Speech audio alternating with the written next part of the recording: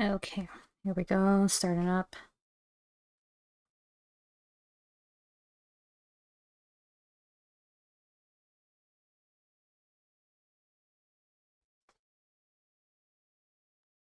Alright, just give it a second. Oh, wow, okay. What is this?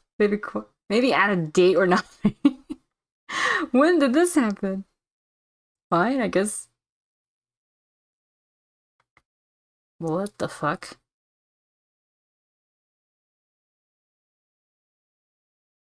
Um,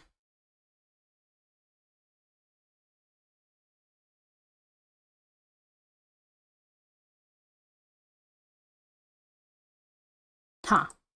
That's odd. I don't think I've ever seen that happen before.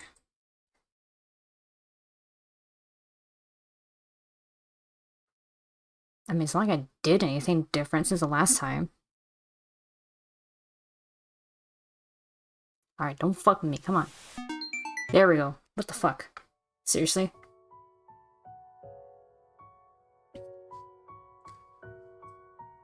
Alright. Weird startup aside. Oh. Is this showing our current progress?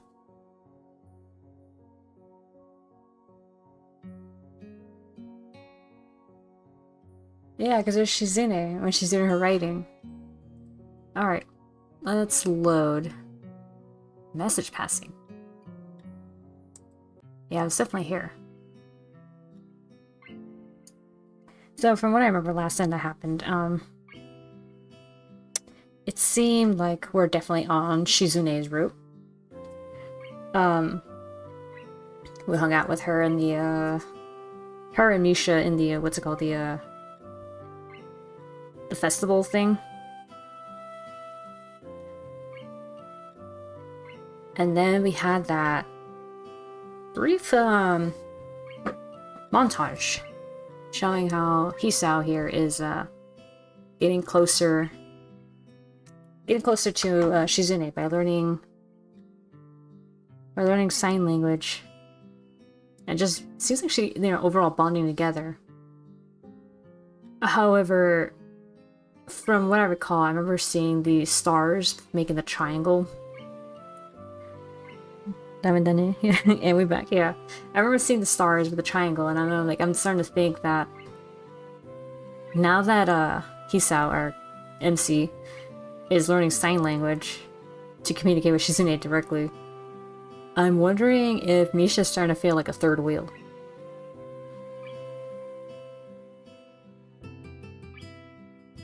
I mean, Misha will still be obviously necessary for, like, being a translator in general in other parts of Shizune's life. But I think she's starting to feel like the outlier in now that our MC is getting better at sign language. But I guess we'll see. I'm just going based on what we saw in the montage, where she looked kind of sad watching the two. The more the merrier. I don't think it's a threesome, because, like I said, Misha looked kind of sad, so... Let's see. Okay, the next morning. I recall what a perfect night last night was. So much so that I can't stop thinking about it. It's probably not the most appropriate time to reminisce, since I have a test first period. Ugh, so unfair. How could they do this? They hold a festival that is the culmination of what has to be at least a few weeks worth of work on a Sunday, and then followed with exams starting the very next morning. It's gotta be some kind of sick joke. I'm not too worried about it, but I wonder if they really couldn't have held off on this for at least another week. Well, at least the weather this morning is nice enough that I can study outside before class. I mean, come on, you're a student. What are you gonna be, hungover for a freaking period? I mean, for like, hungover for the first period test? Gosh. It's a lot more refreshing out here than it would be in the classroom. Not to mention with how quiet it is. I'm starting to think that everyone else will be sleeping in pretty late today. I put down the notes I'm reviewing for a second, and stare out the school grounds, still littered with festival stalls. Looking at them now in the daytime without paper lanterns or crowds of people to draw my attention away from them, I noticed something peculiar. A lot of the stalls that Shizune, Misha, and I visited last night also happen to be ones that we worked on. Oh. Huh, that's cute. Did Shizune come up with this? It had to be intentional, especially knowing her. Did she hope that I would catch on and see the fruit of our labors? Oh, there she is. I hear footsteps crunching the grass behind me and turn around. I feel slightly paranoid, but all I find is Shizune standing there with an innocuous look on her face. Good morning. Oh, why do I keep forgetting that she can't hear me?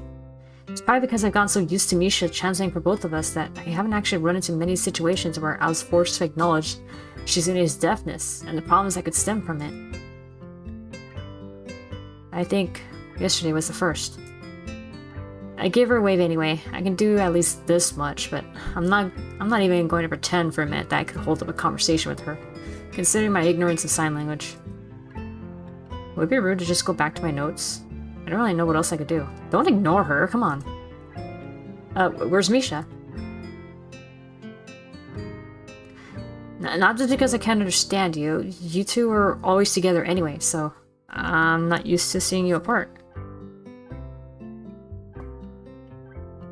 Ooh, oh god, give me 1 second. My hands are like dry and I think it's because I did dishes like a while ago. Ugh, hang on, it's bothering me.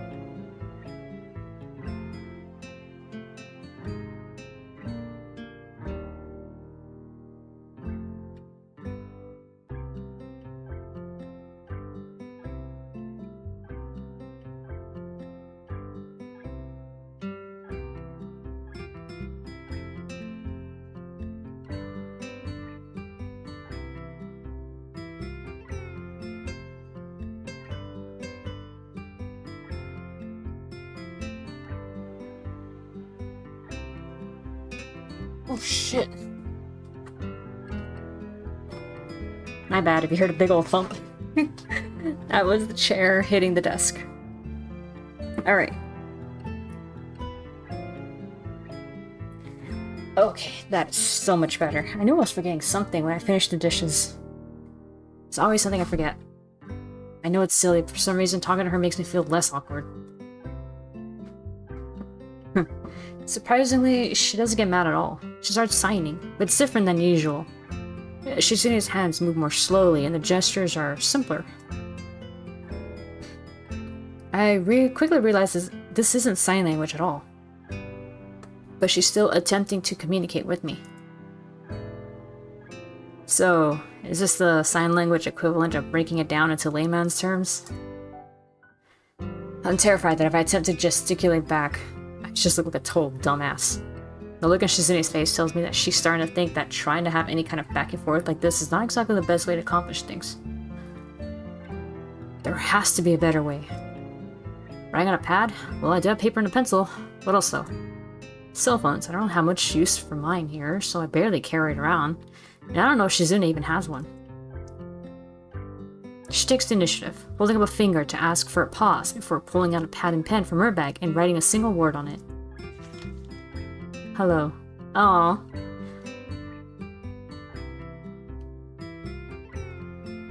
See, this is what I love about Shizune, that she's so, like, go-getter and doesn't dare, like, I mean, obviously, yes, she is disabled, but she's like, I am gonna still strive forward and do the things I want to do. And here she is sitting with a guy and she's like, I'm gonna figure out a way to fucking talk to this guy somehow. He can't understand me, but I'm gonna find out. I'm gonna figure out a way. Easy, I got a pen and paper, I'll write this down. Oh, man. That, and also because, you know, I kind of like forwardness like that, too. So it probably isn't, you know, like, yeah, like as it is, she already has a trait that I personally do like, so yeah. I stared blankly at her and received a similar but somehow more intimidating stare in response. She nudges the pad in my direction forcefully, clearly wanting me to reply. Good morning. Shizune beams with a disproportionate amount of happiness. She starts twirling her pen triumphantly as she thinks about where to go from here. Oh, come on, it's like we just invented fire. Shizune pushes up her glasses curly, as if she had heard me, and then starts writing at a furious pace. Use a notepad. Right.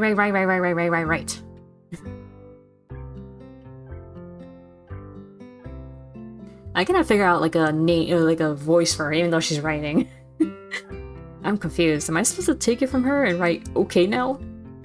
This is about the furthest thing I can imagine from a smooth, flowing conversation. It makes me envy the ease with which Misha is able to communicate with Shizune. Maybe you should do something about it. Are you studying for the test? I'm pretty sure I can get away with answering simple yes or no questions like this with nods. You're here very early. Most people sleep in late after the festival. That means you are abnormal. Is that so? You're here too. Before handing that response back to her, though, I remember what I noticed earlier in ad. Yesterday was fun. I noticed today that I built a lot of the stalls we went to. Maybe that's why they were so familiar. Was this another game? She shakes her head from side to side indignantly. No tricks. I thought that because you had made those stalls, they were the most important ones. We had to visit them. Because everyone should be able to appreciate the fruit of their labors. I wanted you to be able to see and enjoy what you had done. I'm sort of touched. Still, I have to wonder why she would go so out of her way. And I ask as much in my response. Because you're depressed. I want to say that I was depressed for days, but stop. Damn, the music stopped too. It's true, I was moping quite a bit, and not being too subtle about it half the time, either. So it's possible that she knew. Was everything she did just to cheer me up then? That actually makes some sense. Here I was thinking that, you know, he was just being like, okay, this is my own personal thoughts. I do like that Heisao, as a stand-in protagonist in a dating sim, that he is not milk toast. He's not bland to allow anyone to, like, self-insert themselves into. He actually has a personality from what you actually read and stuff. Even when, like, in my head I'm thinking, yeah, pursue her, go, this is obviously gonna go to Shizune's route. I'm pretty sure, or, you know, it's gonna put her in our favor anyway. He still had the comments or mental inner monologue of like, no, I don't want to hang out with these two girls. They're pushy. I don't want to deal with that. They're too pesky. They're too obnoxious in some ways. And it made me feel a little uncomfortable. No, see, I thought that was just him just being, okay, yeah, I mean, understandable. Yeah, they were a little pushy. However, now this brings into perspective. When you're depressed, you just don't want, you usually kind of self-isolate in so many ways.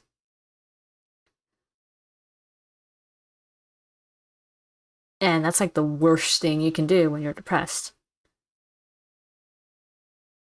But now in hindsight, them being pushy about having him around, maybe, they probably picked up on it. Like, yeah, he looks kind of down. Let's see if we can cheer him up or something. That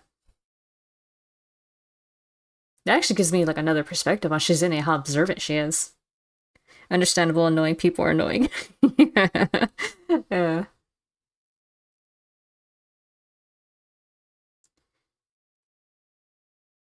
I mean, if you can't hear, then you would be extra observant with your eyes, right?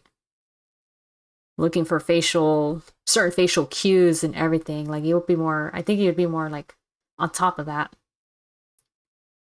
Especially like picking up on body language and all that. I mean, I imagine Shizune would find a way to work around that too. To understand how people are coming off to her in that way. You can't just barge into someone though. Yeah, that's also true.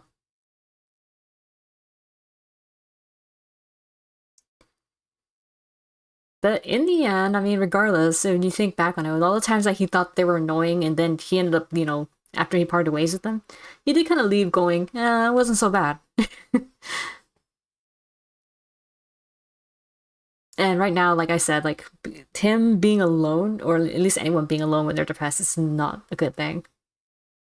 So as much as he wanted to be like, oh no, they were annoying, I don't want to be around them, this was literally the best case for him. Thanks. I mumble it before I can catch myself, but Shizune doesn't seem to care. I write it down instead, and she nods once, as if unused to it. The silence between us grows more vast with each passing second, and there's nothing I can do to break it. Having to write everything down on paper kind of destroys any hope of trying to be casual. Good luck on the exam. Shizune pushes the pad right in front of my eyes, breaking my concentration. Taking the initiative again, as always. As she walks into the school building, I can't help feeling a little sad. That felt like the longest 20 minutes of my life. And all because it's so alien to me to have a face-to-face conversation with someone by passing notes to each other, that I can't help coming up blank most of the time. It makes me want to learn sign language. It's easier said than done, although in a school like Yamaku, they might very well have sign language classes. In that case, there should be little reason not to pursue this. The only person I can think to ask at the moment is Misha. How badly do I want to know this? There's two options.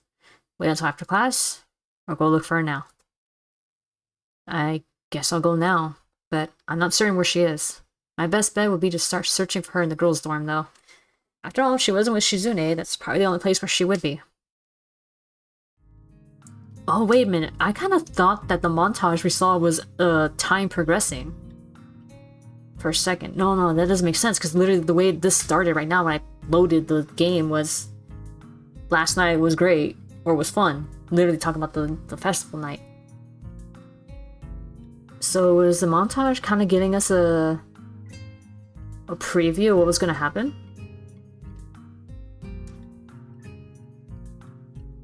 I mean, I did see in the preview that he was signing to Shizune.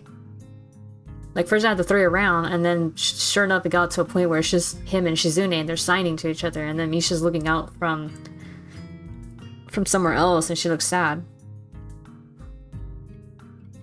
Oh,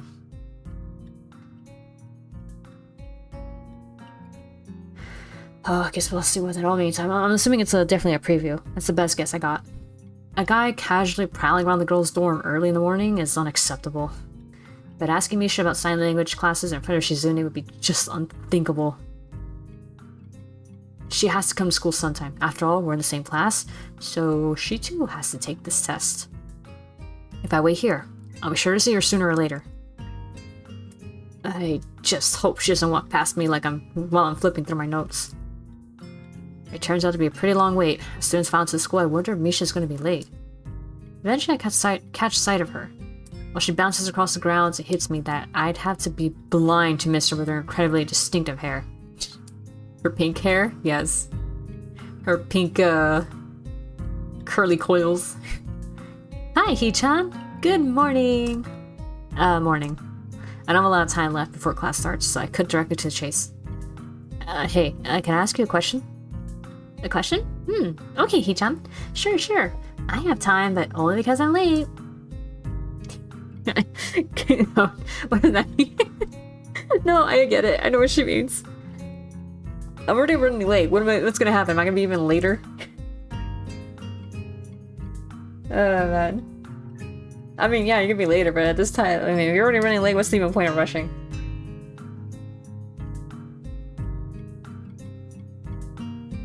I get like that when I wake up late for work. Like, I'm already late. What's even the point? I don't have to rush it at this point. Just take my time. If I rush, I'm gonna end up getting into an accident when I'm driving. Ha! I should have woken up earlier, but I was so tired. If I had, I would have to study. But since I didn't, it won't hurt. What is it, Hee-chan? Well, there are sign language classes here, right? Yep, they're electives. Why do you want to know, Hee-chan? For some reason, that question briefly makes me panic. The why? Why do you want this?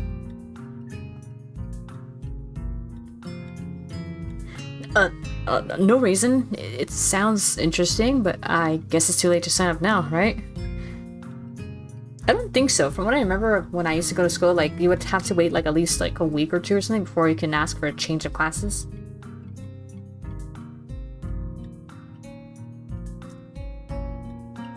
I'm not exactly being too subtle here, but Misha never comes to pick up on things like that anyway. So I'm probably being more cautious than is necessary. Oh, well, Hee-chan, I've heard there are fewer and fewer students taking sign language every year. So, if you want to, I'm sure they will let you in. Are you thinking of learning sign language, Hee-chan? Yeah. If you learn sign language, Hee-chan, that would make Shi-chan really happy. If you want, we can go to the teacher's office after school. They'll probably let you in. Oh, that would be great. Don't tell Shizune that I want to learn it, though. Why not? So it can be a surprise. Besides, it'll look bad if you tell her this morning and then I find out in the afternoon that I can't take the classes. Aw, you're right, Hee-chan. Still, this will be hard. It's such good news. I'm in the student council, so I might as well try learning it, even if it's just the basics. It'd be a step up from nothing. Besides, Shizune and I can't keep relaying everything through you as if you were a phone or something, right? What's with the silence? You're right, Hee-chan. That was a bit of a delay. Should I be concerned about that delay in reaction?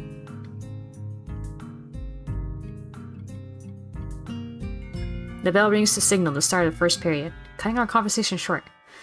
I guess I'll just ask the teacher after classes are through.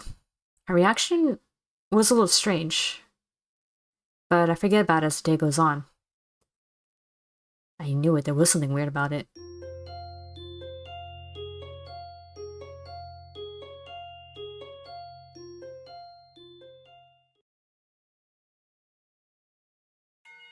The bell rings and the teacher at the front of the room gestures that classes are over for the day. Although getting into this class was surprisingly easy, it's only been a few days and I'm still not used to the experience. Oh, so that was a time skip. The actual signing is easier to pick up than I expected. But most of my classmates are hard of hearing. On top of that, the teacher favors immersion. I haven't heard her speak since I asked if I could take the class. It's an alien concept and really unnerving. The moment I step out of the classroom, I hear a familiar laugh explode through the air a short distance to my left. Hi, Hee-chan! Misha's not in my sign language class, so this is the first time seeing her in this context. I still don't know whether her not being in my class is good or bad. It'd be more interesting with her in it, but the potential for awkward situations would increase drastically. Hi. Very surprised to see you here, Hee-chan. Oh, that's right. You're taking sign language, aren't you? Right. What do you think of it so far, Hee-chan? It's not easy to learn a new language, and I think I'm getting the hang of it. Despite how different it is from other languages, it's still easier than English. Well, considering they're Japanese, yes, English is a very hard language to learn. Really, Hee-chan? I agree. I was just joking, but she's apparently totally serious. I wonder how Misha can effortlessly translate things to me while simultaneously having a conversation with Shizune in a different language like she does. Until now, I've taken for granted how amazing it is. Being a translator is a pretty amazing job, honestly. That's a skill. Someone bumps into my shoulder and apologizes. It's getting kind of crowded here, with it being the end of the day and all. I think we should talk somewhere else instead of the hallway. Let's go to the roof or something. Okay. I decided to continue talking on the way. It's surprisingly quiet enough to carry on a conversation while doing so. It's still taking me some time to get used to having to look at the teacher constantly. I guess I took all those years of simply listening to the lectures while I doodle for granted. It makes taking notes a lot more difficult too. The introductory class is small and I'm already behind. I guess I have a lot of stuff to do. Yeah, this is much better. I turn around to look back at Misha and seeing her staring at me with her hands on her hips and her cheeks puffed outwards. Hee-chan, you're behind? Oh, that's not good at all. I started class a week later than everyone else. It's not that bad. Okay, Hee-chan, let's review what you learned then. I'll tutor you, okay? As far as I heard, I'll tutor you and use outside of dirty movies. I'm not nearly as turned on as I'd have expected. What the? Not the kind of tutor you're expecting, huh? I don't know if I need a tutor yet. Aw. She looks more disappointed than usual. Makes me feel awkward to see her making that kind of face. I want to be a sign language teacher, Hee-chan, but it'd be really great if I could try tutoring someone in it first. Even if it's for a little while, the experience would be valuable. Oh, well, yeah, that's true. I didn't know you want to be a sign language teacher. It's hard to believe she isn't intentionally trying to make me feel guilty, because she's very good at it. What different? English is hard to master, but easy to learn. I guess that's true. There is just so many, like, rules of English that just sometimes it just doesn't make sense sometimes, yeah. Like, you'll hear, this is the rule, but here are the exceptions.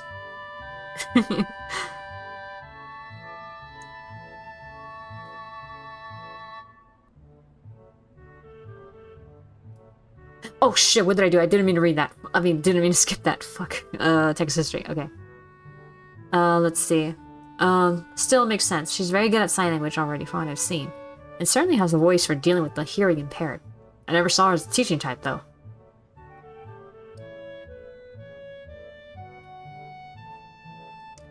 Ha ha ha ha. It's the reason why I want to go to the school, Hee-chan. It's also really expensive to attend here, you know, because I want to be a sign language teacher. I have reduced tuition fees. If it wasn't for that, I don't know if I'd be able to keep going here. I see. Huh. It's not that I think you would be bad at tutoring, it's just that I don't know if I need it just yet. Ah, you're right, Hee-chan, you're smart. Well, no, that just makes me sound arrogant. Alright, please tutor me. Really? Okay. Yay! Thanks, Hee-chan, I'll do my best. Okay. Let's start right now. Too soon. I miss Hee-chan. Didn't you just see her this morning? It's hard to talk to her in class, Hee-chan. There's no student council today either. Well, there have been exams all week. I'd be kind of mad if there was still student council. I'd be glad when they are over. When it's back, you're not gonna skip out. Right, Hee-chan? Of course, I'm in it after all. Don't worry, I'm not gonna just suddenly stop showing up. A promise is a promise. Misha pauses for a second, not looking very convinced. Hee-chan takes the student council very seriously, Hee-chan. Now that you've joined, she works harder than before since she wants to make a good impression. Aww. Some of the people joined at first, but they stopped coming soon after. Hee-chan tried to get more people interested in student council, but wasn't successful. Even when someone would join, they'd stop coming eventually. They make excuses and just put it off more and more until they stop coming altogether. However, I believe that you really mean it, Hee-chan. I stay focused on her hands, tilting and moving almost of their own free will, softly signing everything she's saying to herself as she speaks. When you said you would join, she was really happy. Hee-chan thinks you're interesting, Hee-chan. An uninteresting person won't have the drive needed to join. Even if they do, a person that isn't interesting will quit soon after. That's what Hee-chan said. So, it's my duty to make sure you keep going. Is that why you want to tutor me? You're kind of sneaky. Really, Hee-chan? That's the first time anyone has said that about me. There's no chance that I would avoid student council work now. Thinking back over the past few days, I've started to realize that the only reason I joined in the first place was because of Shizune. Her competitiveness and force of will are alluring. I can't tell Misha that, though. Okay, Hee-chan, let's review what you learned in class today. You don't even know what I learned in class today. Ah, you're right, Hee-chan. Okay, let's start with the basics then. I'll just teach you everything from the beginning. You're kidding, right? Huh? You're serious? That's like days of lessons and we're not even learning on the same level. Oh, it's like riding a bike, Hee-chan. You never forget the basics. I don't know how to ride a bike, though. Oh no. Right. I want to be a teacher one day, so of course I know what I'm doing. Okay. We're starting.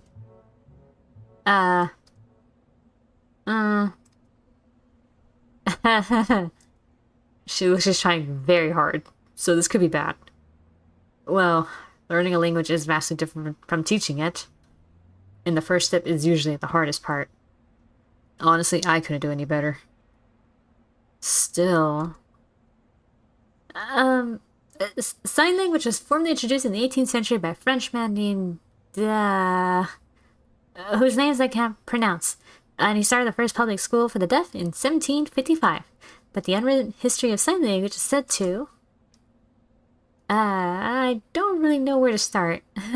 Sorry. Well, what better place to start than the history of sign language, right? Right.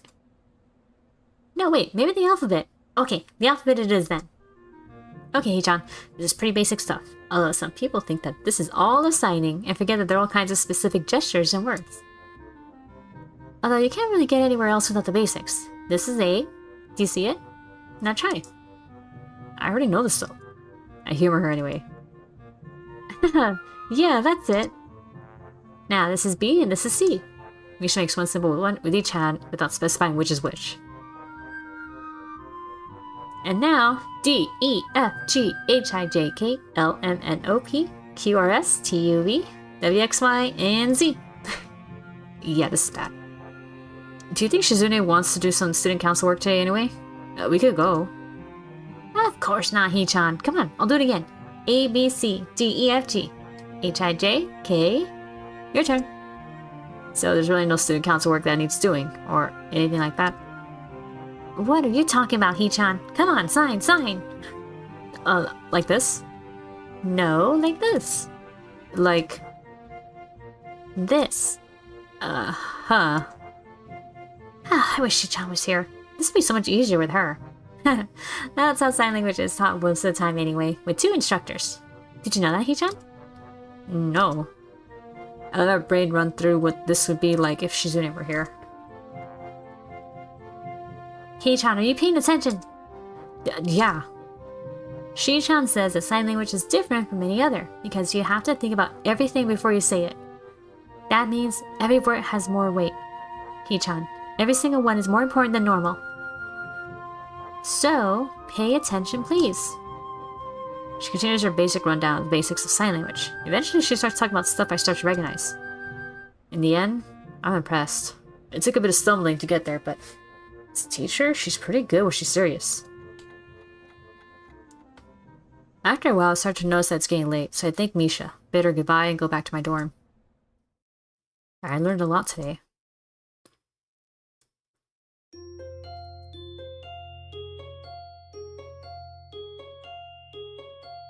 Oh, we're learning sign language for Shizune. I wonder if we're gonna impress her, like, hey, check this out. I'm jolted awake by a thunderous banging sound coming from my door. Gee, I wonder who that is. My first thought is, it could be Shizune. After all, only a deaf person or a jackass will knock that loudly at this hour. I wonder how brain rot works for them. Who is it? Of course, if it's Shizune, she wouldn't be able to hear that or answer it. There's no reply, so I'm kind of pleased. I haven't seen Shizune in a while. Opening the door, I find Kenji standing out in the hall, his eyes nervously darting from side to side. So it's a jackass. Oh, it's you. Yeah, it's me. What kind of reaction is that? Well, I'd be able to give you a more personalized response if you had answered when I asked who it was. Kenji frowns and pushes up his glasses exactly like Shizune. Why are you making that weird face? I wonder how he's able to see me making a face now, yet wasn't able to the millions of other times I've reacted to something weird he has said or done. I kind of want to pursue this, but I'm too tired to actually do it. Shizune pushes her glasses up just like that, you know? The student council president. It's just a little weird. What the hell? What do you mean there's this girl who does the same thing? You mean she touches her glasses? I do that. That's my thing. Who is this bitch? Where are bitches all in my business, assuming what I do? Jesus. Character flips. His character flips from anger to fear in the blink of an eye. Is she trying to replace me? Pod people? No, wait. That's an exact copy. Pod women. It's like my two greatest fears combined. It is. I can't believe he has a point. Hey, you going to town today? Maybe later. Okay, awesome. I have some stuff I want you to pick up for me at the post office. Some delicate and secret stuff. He speaks in a whisper, as if talking about his mail in an even normal tone of voice will jeopardize it. You can have your mail sent directly here, you know. No, you can't. You can have your mail sent to the school, and then the student council picks it up, and then they give it to you. That's not the same as the mail appearing in your hands. I don't trust the student council. Many dudes don't get their mail here, you know. They probably steal it all. They think that just because it's sent to them, they have a license to steal. Ugh, I can just see them now, elbow deep in mail, fast grabbing all the free swag they can get hold on. Sickening. Where can I find this mailman who can conjure mail out of thin air and into your hands? I don't know, I bet the student council killed them to preserve the monopoly and all the student shit. Oh my god. This guy is a fucking madman. He's a mad lad, oh god. It doesn't work that way. Is that what you wanted though? Fine, I can pick up your mail for you, but eventually I'm going to collect on all those favors. You already owe me some money. Oh, thanks for reminding me. I'll pay you back after I get my package. Yeah, my bad. I can't really pay you until then. I'm still broke. Now, I'm basically doing it for money like a job. Why do you need the package first? Is there money in the package? Nah. I'm seriously dumbfounded. Why can't you get it? Because I'm going to remodel my room today into a war room.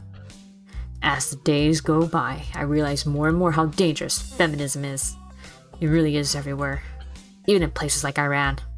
You can't tell how far up it goes. When the war begins, if we haven't transcended the concept of nations to fight for our genders, it will be chaos. Is it weird that I find this oddly relevant to right now? To these current times? No one will know who will take what side, and a war against feminism wouldn't just mean World War III, but the end of all life on Earth as we know it. If we lose, all our supple Japanese women will be raped and enslaved by a bunch of sociopathic lesbian supremacists. Feminism in Iran would be hilarious if it wasn't lethal. Yeah.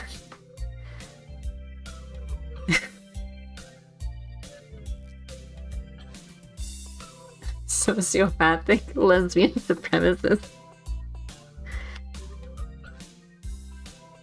You know what? I'm pretty sure that's not even unironic. There's probably is some women out there who you could probably definitely describe as that. Meanwhile, the handful of men that didn't die in the war were castrated. Jesus. We castrated and forced to repair toilets and build massive monuments commemorating the feminist victory. Oh, that's crazy. You're crazy. I think you're overthinking this. As the days go by, I realize more and more that you're not ballin'. We've only talked like 4 times. Oh, sorry. Yeah, whatever. I'll get your package. Awesome. Close the door and jump right back into bed. The second my head hits the pillow, painfully loud ringing assaults my ears. And I realize it's my clock. The alarm going off means that right now is the time I'm supposed to wake up in the first place. On weekdays, at least. I pick it up and throw it without looking up. It gets wedged between the bed and the wall, the noise not stopping. In fact, it seems to grow louder. By the time I able to pry it out of there, I know I'm not going to be able to go back to sleep. The only thing I can think of doing now is going to town and just getting Kenji's stupid package. But it's too early for that. After showering, I take my medication. I'm actually very hungry today since I went without dinner yesterday. And before that, I had just a very light lunch. I ate the pills, chomping on them like a leg of lamb. Ugh. You're unbelievably bitter and disgusting. Yeah, no shit. You're biting down to medicine. Toxic, dangerous feminism is disturbingly relevant now. Yeah. Well, good medicine tastes bad, or something like that. I'm still hungry. There's still a lot of time to kill. So I decided to go into town and find somewhere to have breakfast. I can't remember the last time I ate out. Besides, the weather is nice, so why not? Oh wow, this is a new scenery. The walk into town is longer than I remember, also because it's been a while. And probably because I rarely come here alone. There are barely any cars on the road because it's so early in the morning, making it unusually quiet. The first thing I do is start looking for a place to eat. Immediately I think of the Shanghai. But I want something more substantial than sandwiches or a cake. So it was so early that I decided to get Kenji's package first. Picking it up at the post office doesn't take very long, but the moment I see it, I'm enraged about what a pain in the ass it will be to carry this thing all the way back to the school. Oh, it's a big box. Fuck. The box is huge. You need 2 hands to hold it. Insultingly, it's not even very heavy. How dare this box be huge and require 2 hands but still be light. I was thinking of wandering around for a little while, but with this thing in tow, that's gonna be a real problem. I guess the Shanghai is my only option now. Everything else is closed, and the ones that aren't all have about the same menu. The fact also makes me want to throw some more business Yuko's way. Before I can even open the door and enter, someone taps me on the shoulder from behind. I turn around and see Shizune there. Instinctively, I look for Misha, but she doesn't seem to be here. Oh, she sang good morning. Looks like those sign language classes are already starting to pay off. Okay, so she said, good morning. Alright, so it's starting to pay off. I'm tempted to sign it right back, but then she might think I know a lot more than I actually do. For now, I just give her a wave and open the door. She's probably here for her morning tea and didn't come here just to greet me. Turns out I'm right, as Shizune follows me inside the tea house. It's a total ghost town in here. It's not exactly peak hours, but every other cafe I pass had at least a few customers. Actually, the Shanghai has been fairly empty every time I pass by. How does this place stay in business? Hello. Thank you for choosing to patronize our establishment. Oh shit. Yuko bows with the force of a falling axe, and her head collides with the So that's what that thud was. She literally hit her head on the box. That's hilarious. It collides with the box in my hands, launching it towards the floor. Oh no! I'm sorry. I'm really, really sorry. Please forgive me. It's okay, and don't have to do that. Although, thanks for choosing our shop thing since we know you. But it's part of my job. You're here early. What can I get you? I just want some coffee for now. I wonder what Shizune wants. Without Misha, there's no real way to tell, or any way to even ask. I haven't learned about that yet. She's here, so I'm pretty sure that means she wants something too. I don't really know what Shizune wants. Does she have a usual? Wait, she might want something else though. Perhaps you could bring us a menu just in case? I look around for him, but can't find anything that looks remotely like a menu. Menus? Yeah, I'll look for one right now. Uh-huh. There are menus. They're just rare. It's only a restaurant menu, not a collector's edition. Weird. Is that what Shizune is saying?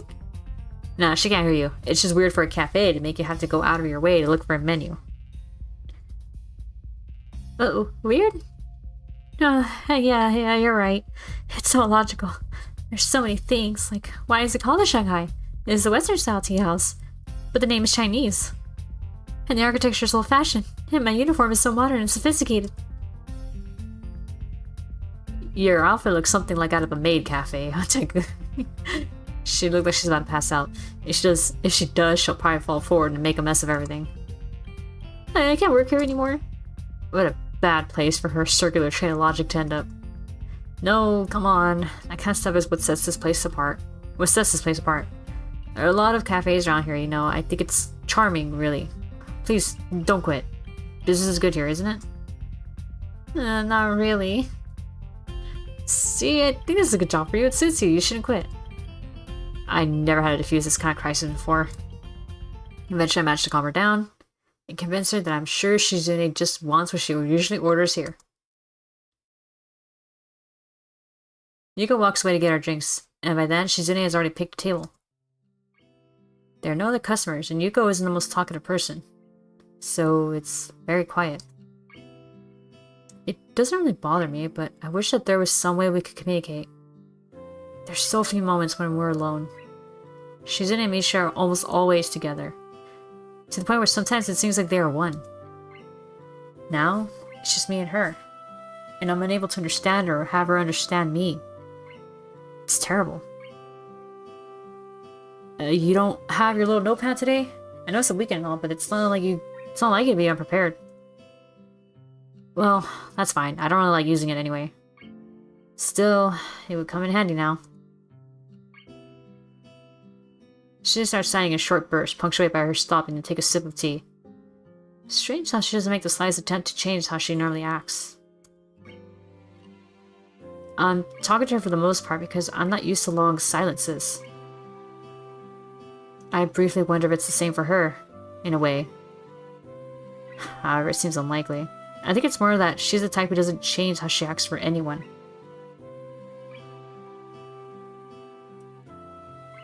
Hey, it seems like Misha joined the student council because of you. That makes two of us, you know? I'm only there because you forced me into it.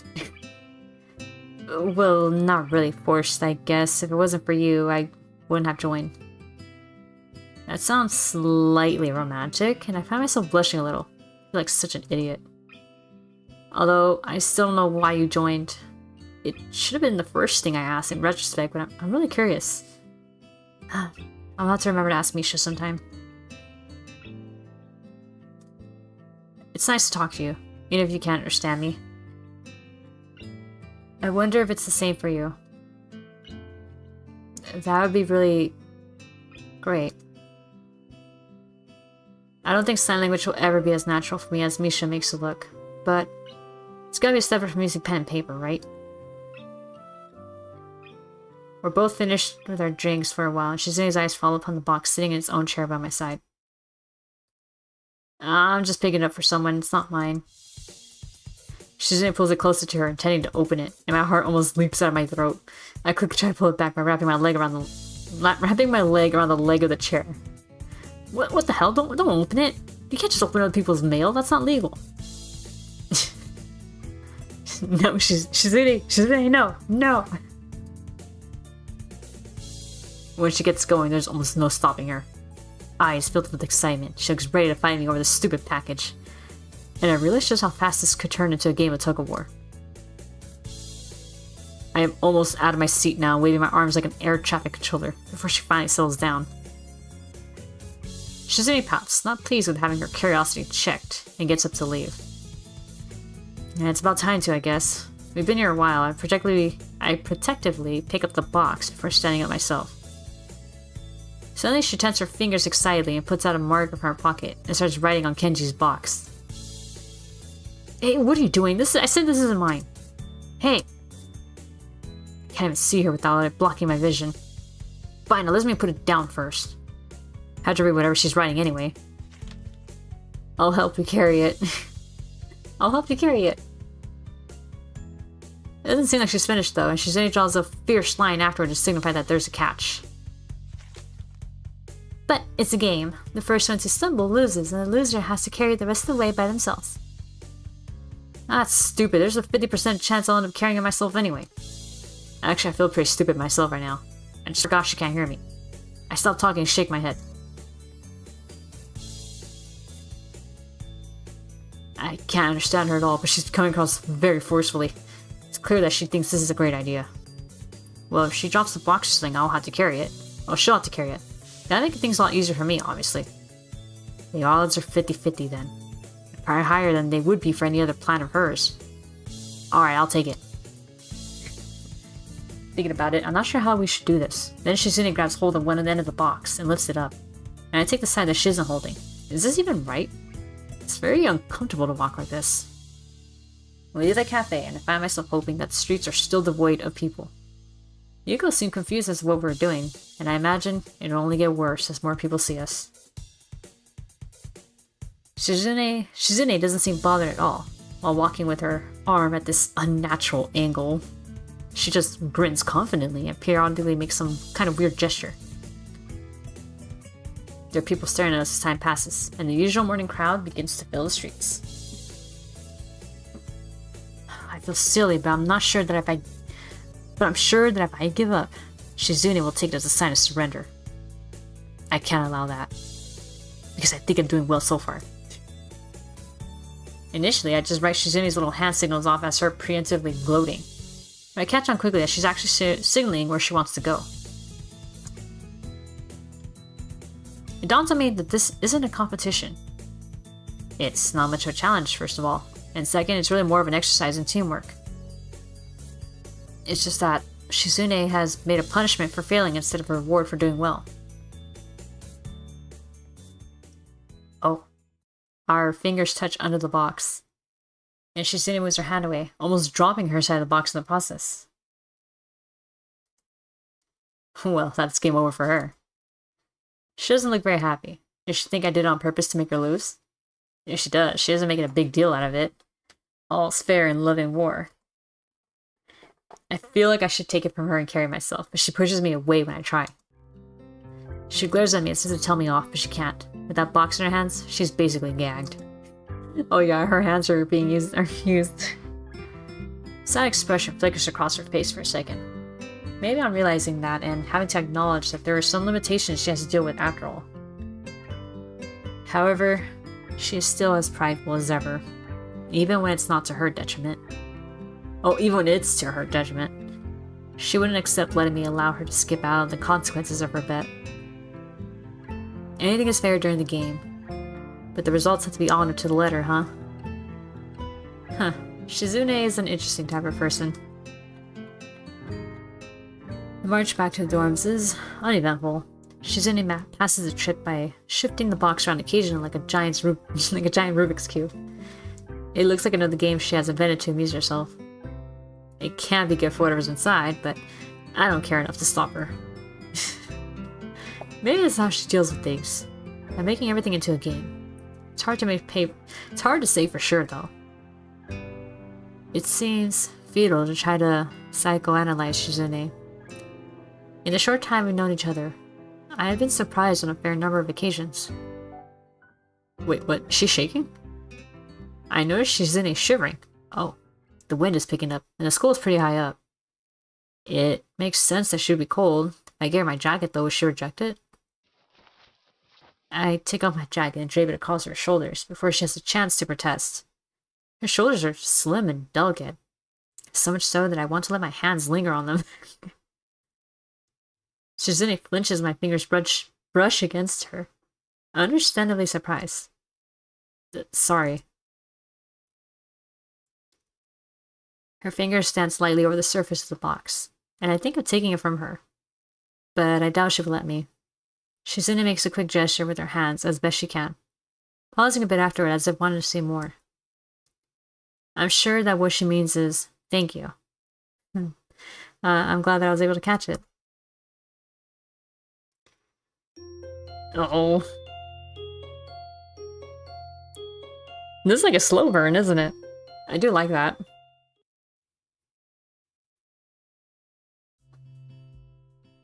The sign language teacher says I'm pretty good. I try not to think about it too much, but the truth is I'm poring over it so much lately that it's hard not to keep coming back to it at least a couple times a day. I guess I am picking up faster than expected, but it's still not enough. I understand it just fine. Understanding it is simple. Well, I have to put my mind to it to read it, but it's easy enough when I do. The signing itself is doable. I just need a little more practice. However, trying to do both at the same time, even at half the speed Misha does it, impossible. Where I'm at now is good for my level, but in order to reach a point where I'll be able to really converse with Shizune, I'll need more work. I'm doing my best to get to that point one step at a time by doing as much studying as I can squeeze in during lunch. Oh, bro, you ever thought that maybe you should talk with her in sign language so that way it can help you practice? I mean, you could practice with Misha, obviously, but still, you could get more practice by talking to Shizune like that. Alright, give me a second.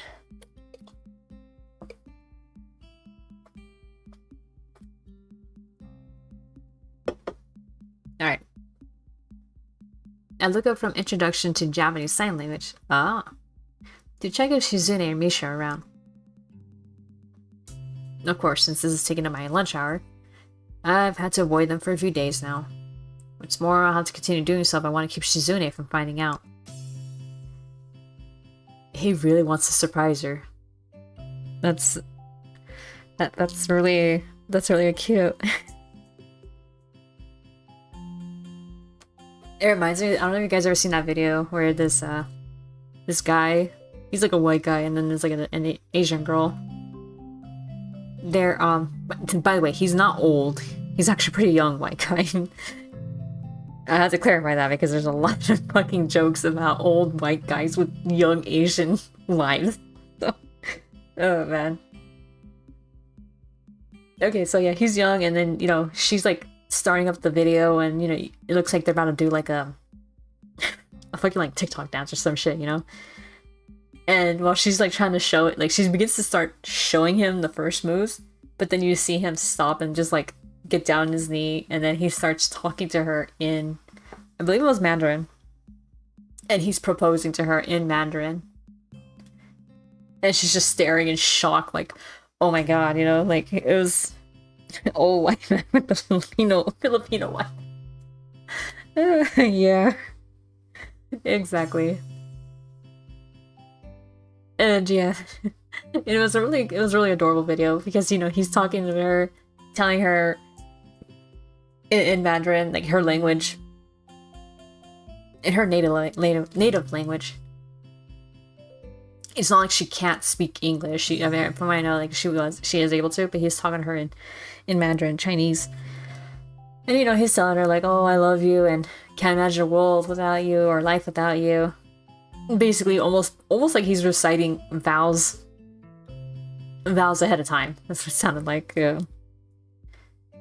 And poor that girl, she looked like she was on the verge of tears or already crying. It was kind of hard to tell, but yeah, she was just moved beyond belief.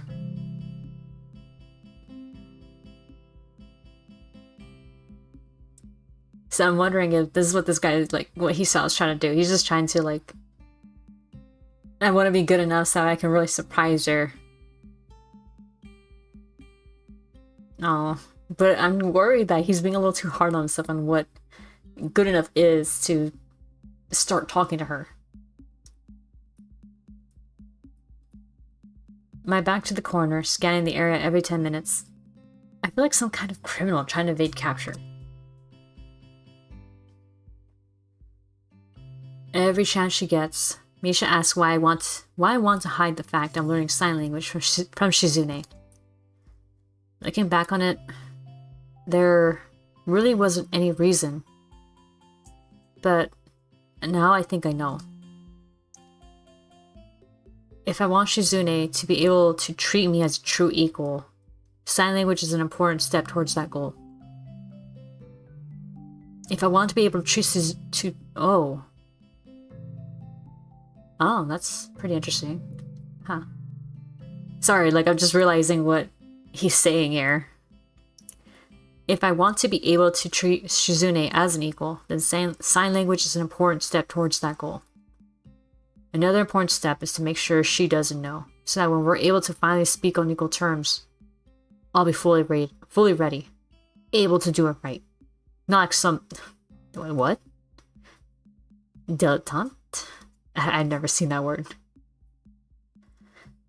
Not like some amateur, I'm gonna just say that. Anything less, I think, would be insulting. She would see it the same way.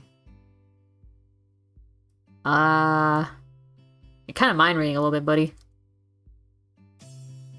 So to me, this is the only option. Especially now that I've decided to be so resolute with it. Shizune has a huge aura. It's very easy to see her coming, or even to sense her coming. Mostly because Misha's hair lights up any crowd she's in like a beacon, and you can hear her laughing from a mile away.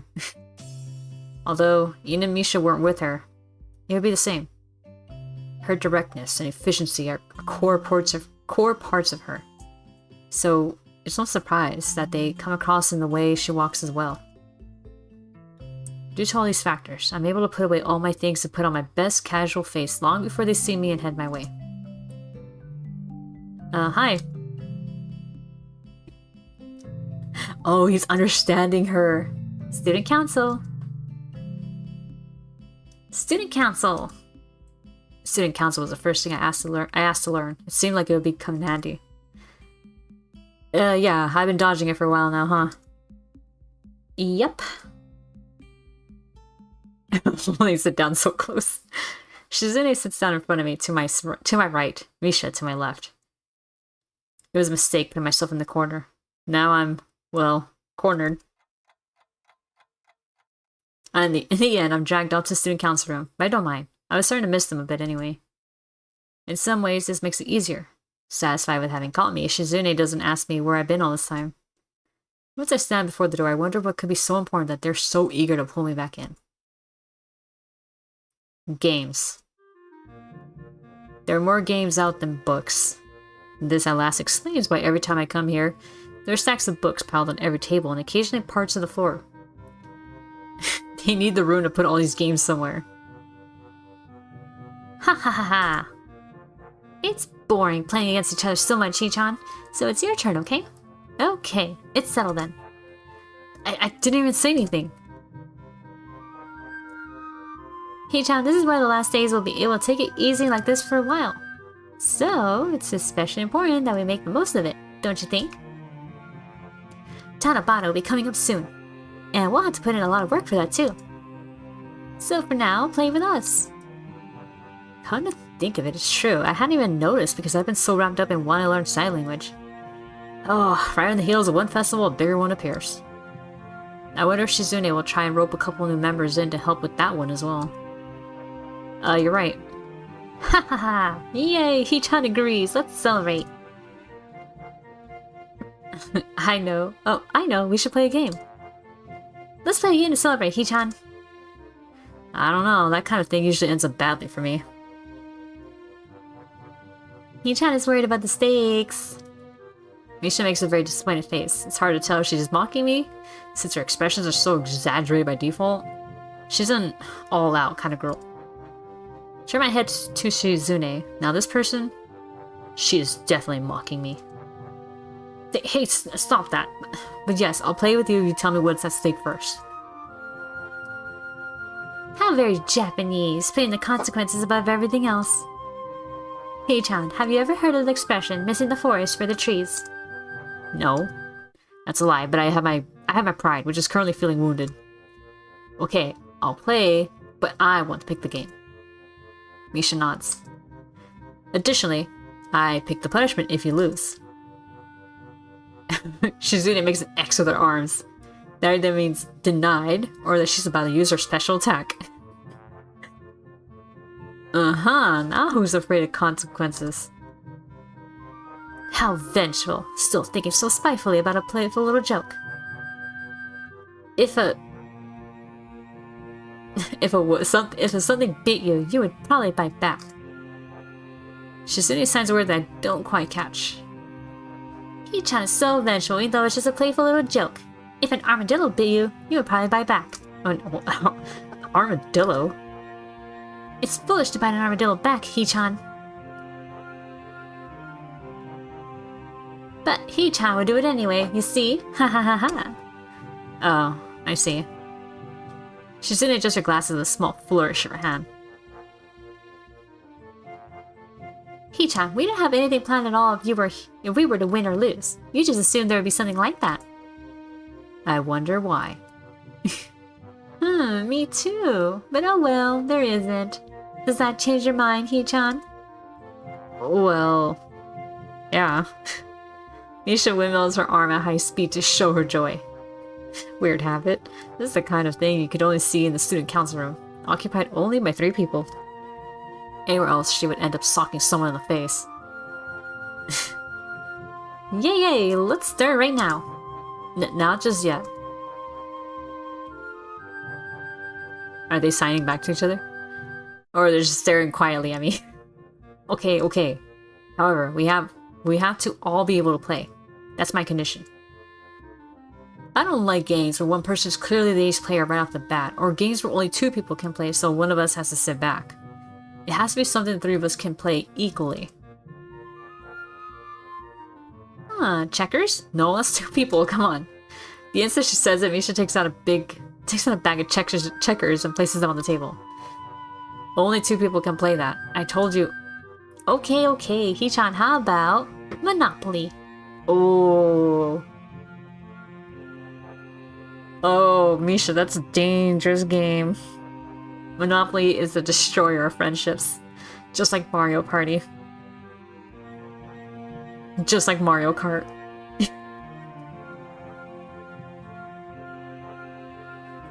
A Monopoly box slowly edges towards me. I take it out of Misha's hands and put it under my chair. Oh, I don't like games that revolve around luck of the draw. They're too much about chance and not about skill. Also, stop jumping the gun with these games. Luck is kind of skill, you know. No, it's not. So when there's that quietness, I notice that it's him not really understanding what she's signing. That or she does it so fast that he can't quite catch it, so it's like harder to decipher. It can be if you're consistently lucky, right? Once at that point, it's something else entirely. Baccarat, marbles, life, snakes and ladders, roulette, blackjack, paper football, trivial pursuit. Yusha begins to excitedly name a bunch of games as if she were reading from a list. With each suggestion, a new box, board, and pieces appear around her. A bizarre catalog of games ranging from children's fare to serious, polished-looking gambling instruments that look very out of place in this humble room. 3-way chess? Is that even possible? Let's try. Yes, let's try it, definitely! They pull a chessboard from behind them with a flourish like 2 junior magicians. Well, magic does require some deft sleight of hand. And they've got that in spades. I'm not surprised, nevertheless, it's still somehow unsettling. Stop doing that. Excuse me? A very timid voice manages to make me look up. They don't know, sorry. They don't know, oh, sorry. Sorry. A very Canadian game. The most Canadian game you could play. There's also the other one, Trouble. What are you doing? Getting into trouble. I remember those stupid commercials. Oh. The friend of my enemy is my enemy. I remember. I lost my ID card and someone told me I could find out where to get a new one here. If I'm interrupting something, I can come back later. Hako's eyes drift across the room, taking in the landscape of piled up record books, haphazardly scattered chairs, and overturned board games. It's No, I'm just saying as a fucking joke. Come on. I'm saying as a joke because they say sorry all the time. Oh man. I guess this isn't exactly the image an organized, tightly run student council like ours should be giving off. Hello. It's the only thing I can think of to break the ice. Unfortunately, it just seems to startle her further. It's got very eerily quiet, too.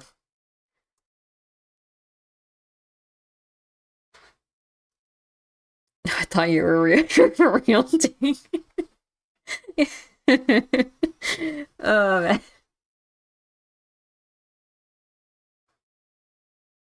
You know what's really funny?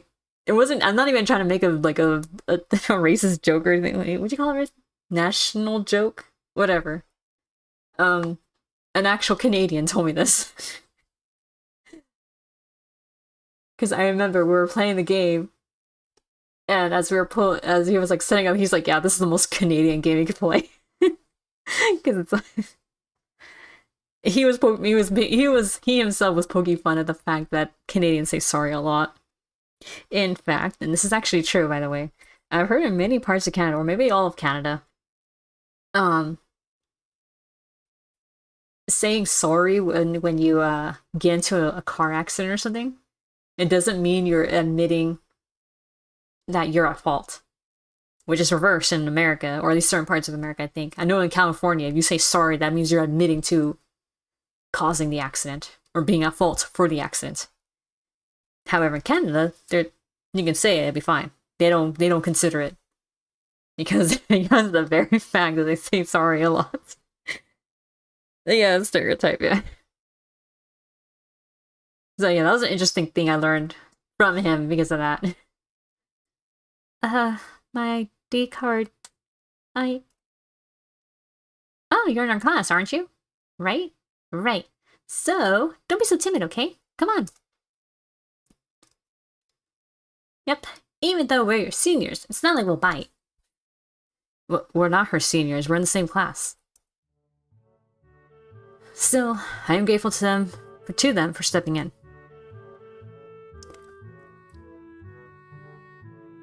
Oh, what is this said you want? An ID card, right? Right. Yes.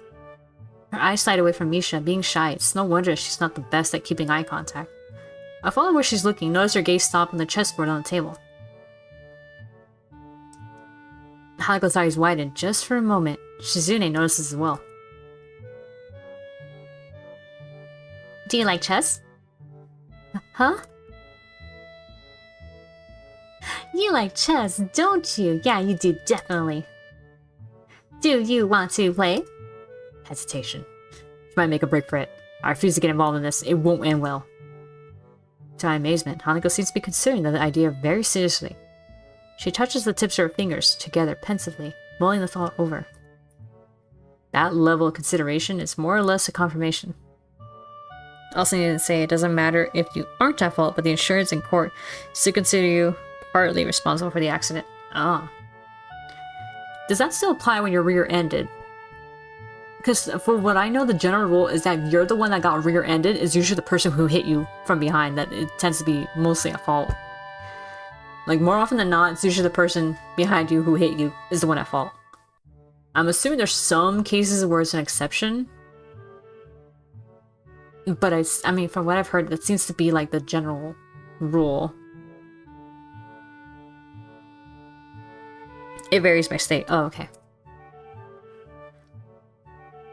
We're having our lunch break, so you'll have to wait anyway. Why not play with us in the meantime? Come on, it'll be fun, really fun. You like chess, don't you? I can tell. Really, really, it's obvious. So, please, will you? Okay. Wahahaha, yay! Success, success. Okay. That's great. Oh shit. The chessboard is set up. The opening move is important. Hang on, I'm gonna drink something.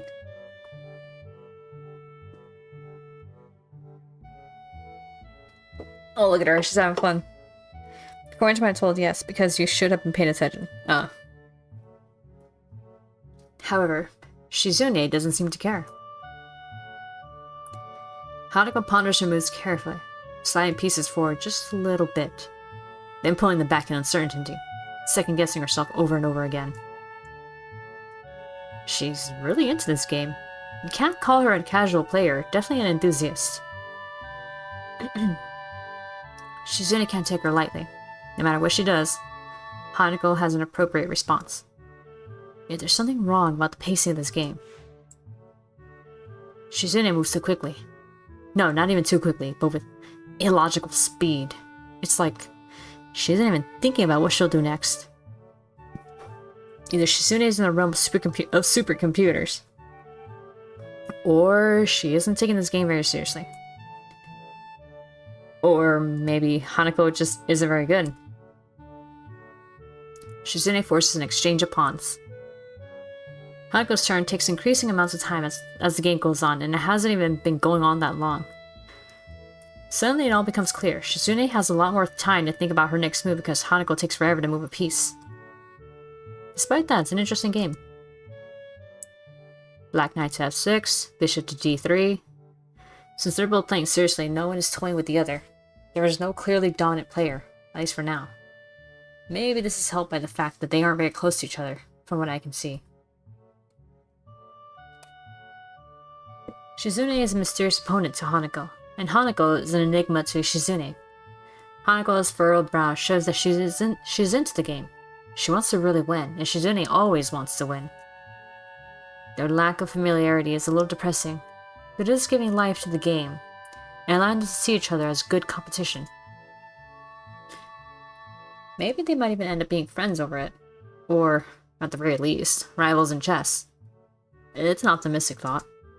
Although remembering playing Risk against Shizune, she doesn't want to just crush people for the fun of it. The game continues.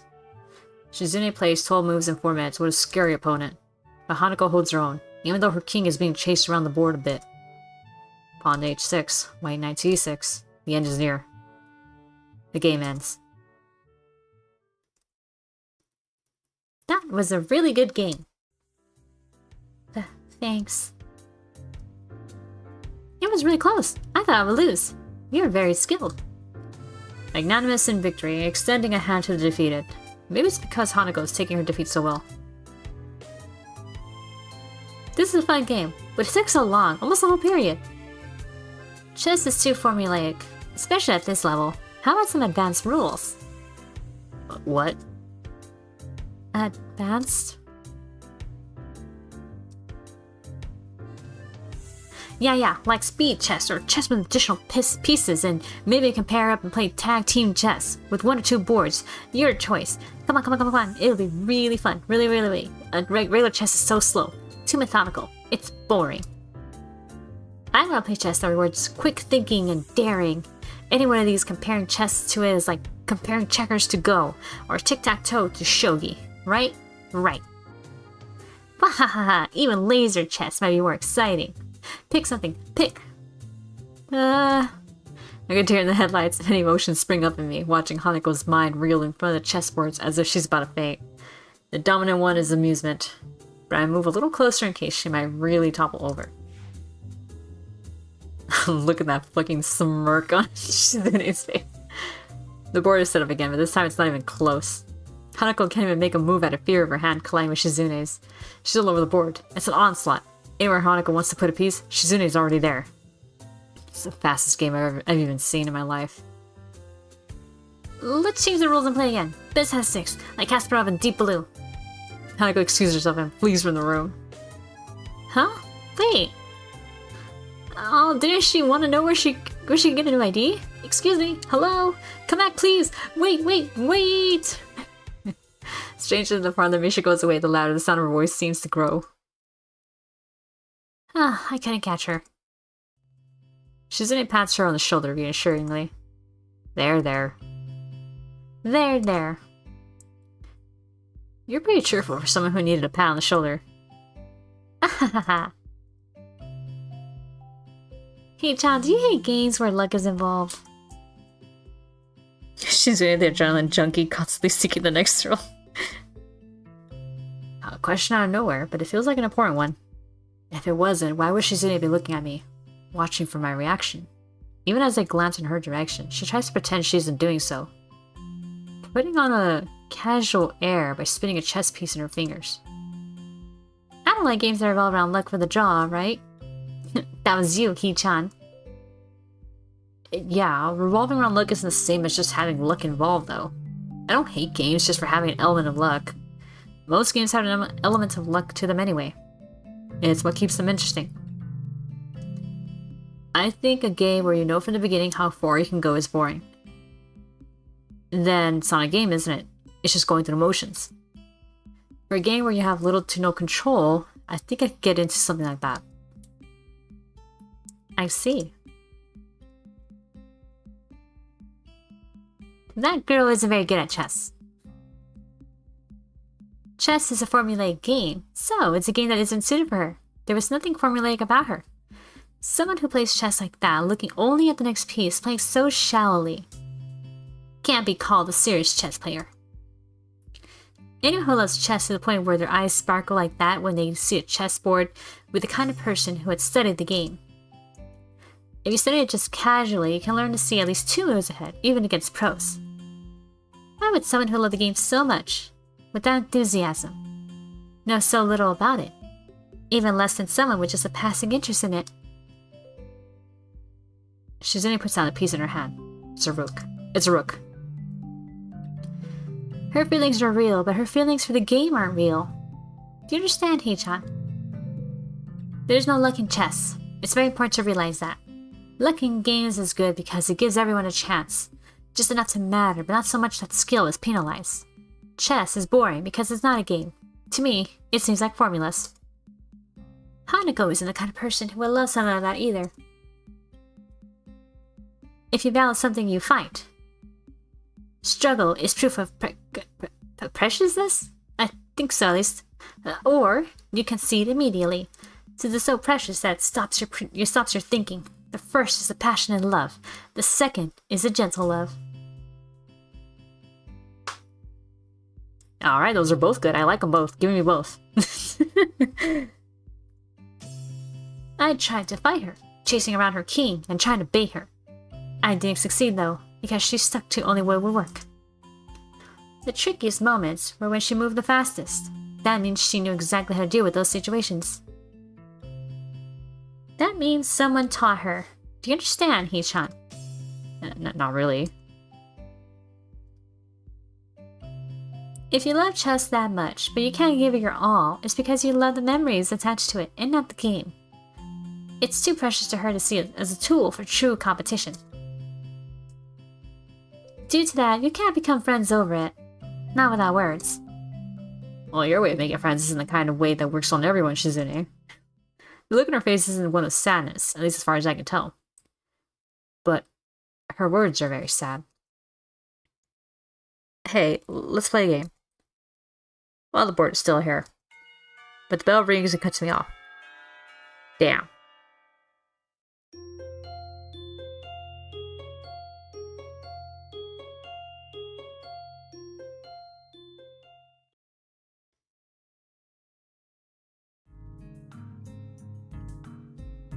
Things have returned to normal. Well, I transferred in at a pretty unusual time, and I can hardly say that I had a normal first few weeks here. I guess it's more like things have calmed down and reached normality. I've been here longer than I thought. It's hard not to think about all the stuff I must have missed in the school before my arrival, or the things that might have happened in my old school since I've been gone. I wonder where these feelings come from since I didn't leave much behind.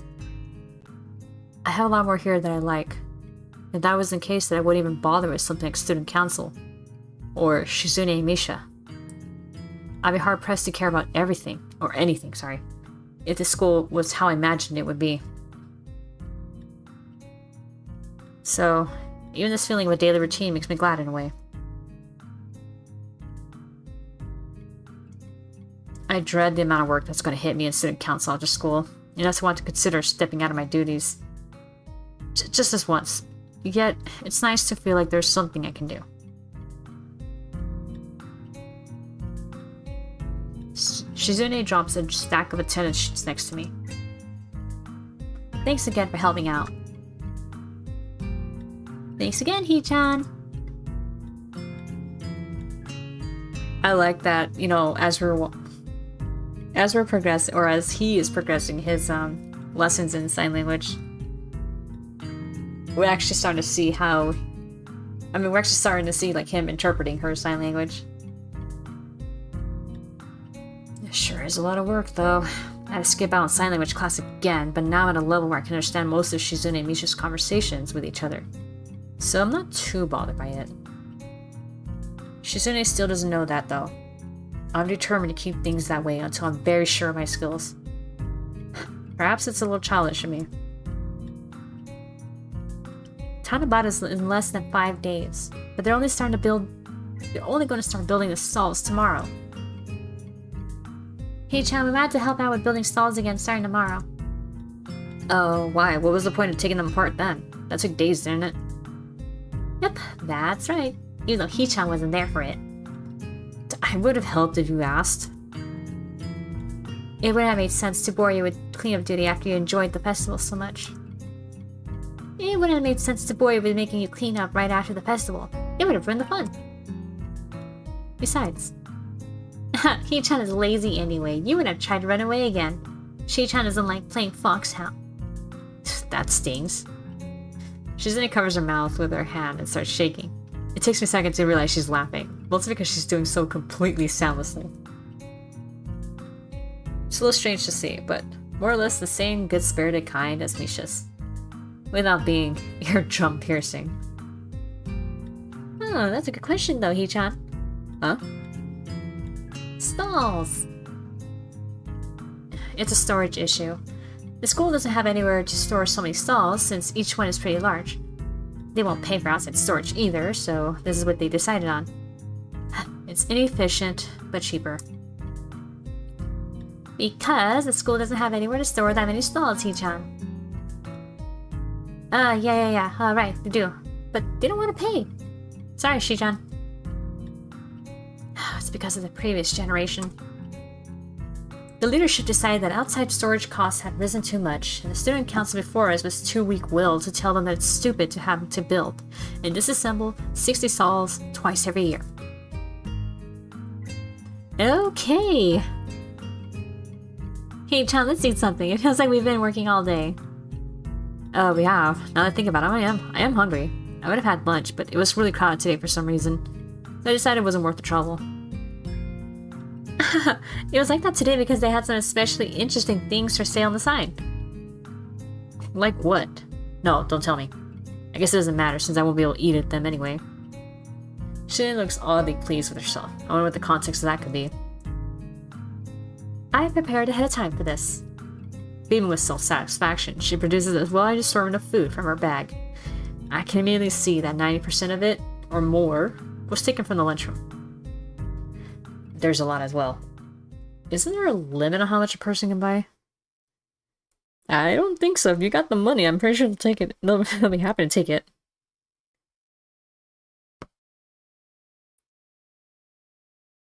That means these gains are definitely ill-gotten. What are you insinuating? Are you saying that she stole it? How dare you? The veal cutlet bread is always sold out in the first minute of lunch. I'm impressed you managed to obtain one. Thank you.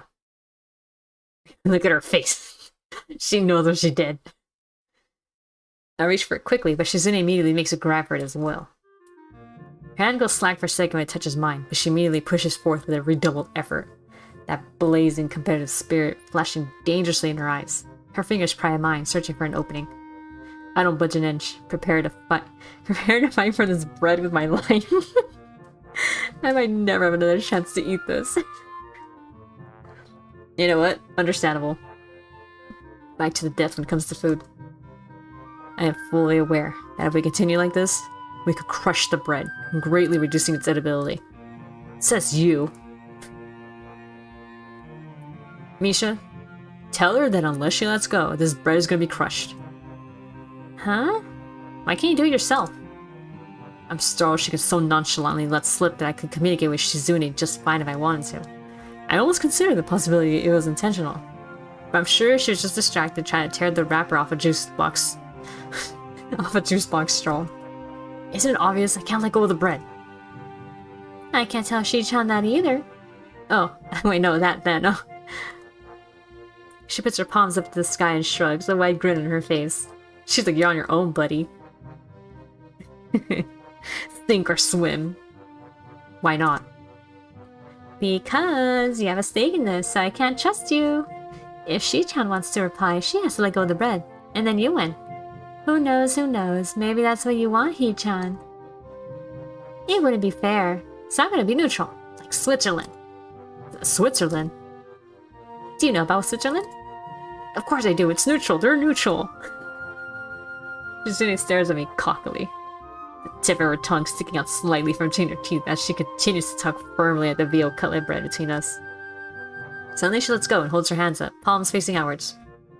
The universal gesture of peace.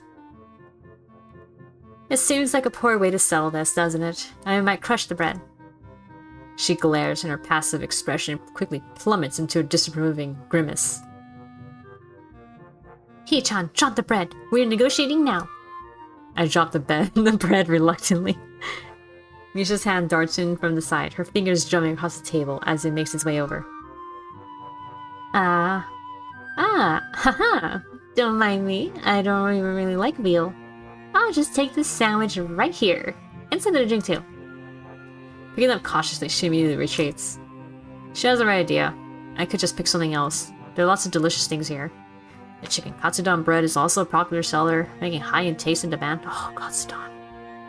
That's so good. But I've already eaten one before. You're so mature, Hisao. This wouldn't be a problem if you would pick something else. The chicken katsudon bread is delicious. You're so immature, Hee-chan. Why don't you pick the chicken katsudon bread instead? It's delicious. But I've already eaten that.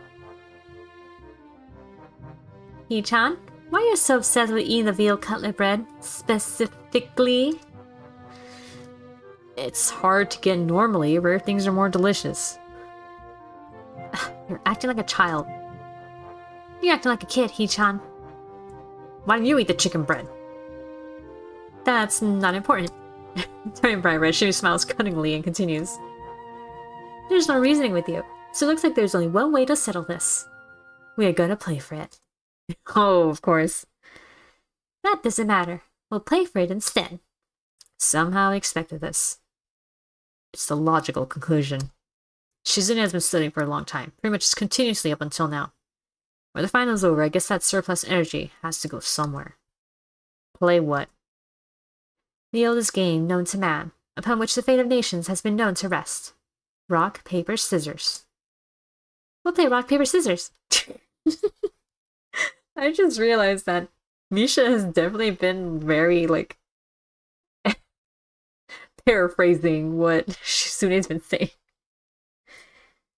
Oh, man. Like, it's not even, like, a complete translation.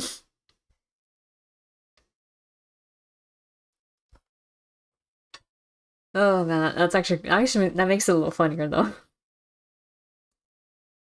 Really? That sounds so serious, Shi-chan. There's no hearing her expression. She is dead set on this. Okay.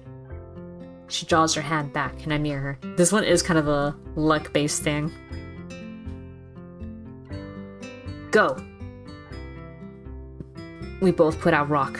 A draw. I had thought I had the perfect plan.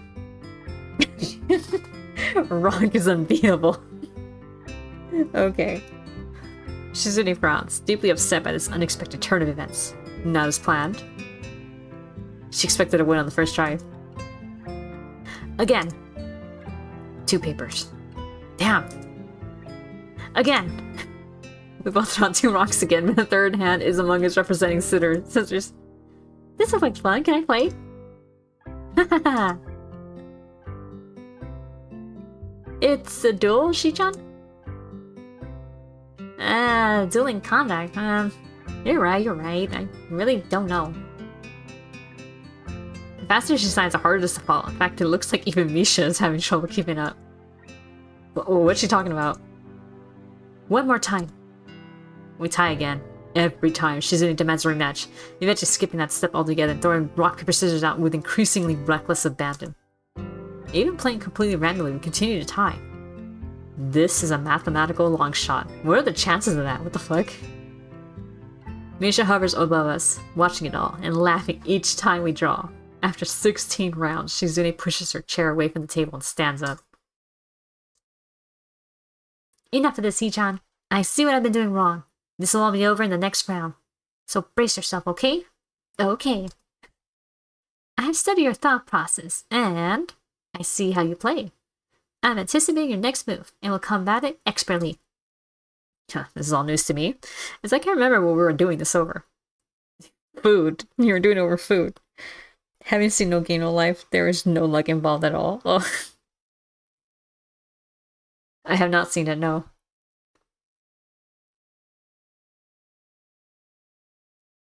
Shizune grins confidently, a look of fearless daring on her face. Her cool eyes flash with pure competitive spirit as she draws her hand back, goading me wordlessly to do the same.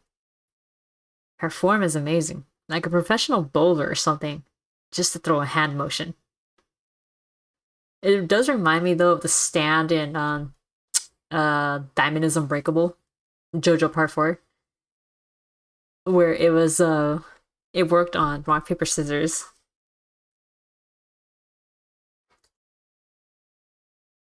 Two papers. Oh, that's the first time I've seen that face. She looks so... She's like, I don't understand. Why is it not working? Shizune's body immediately goes slack, and she rubs her temples with a look of exasperation on her face, and she lets out a sigh so long it sounds like a tire deflating. I realize I've gotten a lot hungrier in the time we've been doing this. We can just split it. I break the bread in half and offer one half of it to Shizune. She takes it. Oh, thank you. She takes the bread in her hand, studying it. But this feels hollow somehow. Regardless of how she feels, she still eats it. All of a sudden, I see Misha observing the scene out of the corner of my eye. Hee-chan, that was very romantic, I think. Oh, come on. She laughs and takes a bite of her second sandwich. I eat in silence for a while, Shizune and I managing to avoid any other contests. And then, we go back to work. As I finish up the day's usual filing, I think to myself this might be Shizune's way of trying to start this week on a high note. After all, tomorrow's when the real work will begin, and with her hands literally full of building stalls, she won't be able to talk very much. It'll likely be pretty dull and tiring. Like it was the first time around. I'm appreciative of her effort, in that case. It's nice to have days like this, as a way of enjoying yourself for the days ahead. I think that was her idea as well. I also remember that I still have to get rid of Kenji's package. The damn thing is bulky and somehow I've never been able to track him down since I picked it up. After student council is adjourned for the day, I walk towards the vending machines to look for something to drink. Parting from Shizune and Misha. It's a short trip, but after even just a few seconds, I start to get the feeling I'm not alone. A pair of hands covers my eyes. Guess who? Shizune. It's me, Hee-chan. Yeah, I know. Then why'd you say it was Shi-chan? It's okay to be wrong sometimes, Hee-chan. You're too proud. Anyway, after student council, you don't usually have any plans, right? So, you're just gonna straight to your dorm? Well, where else would I go? Okay, that's great. That's great, Hee-chan. I want to talk to you today, so this works out perfectly. Two high school students alone after class in a quiet, empty building. As the sun dyes the sky a romantic amber color, the cute girl says that she wants to talk. What a secretive and appealing situation.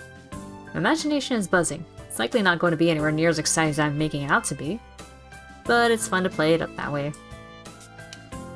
The popping sound of my canned coffee opening destroys any chance of maintaining such a cheesy mood.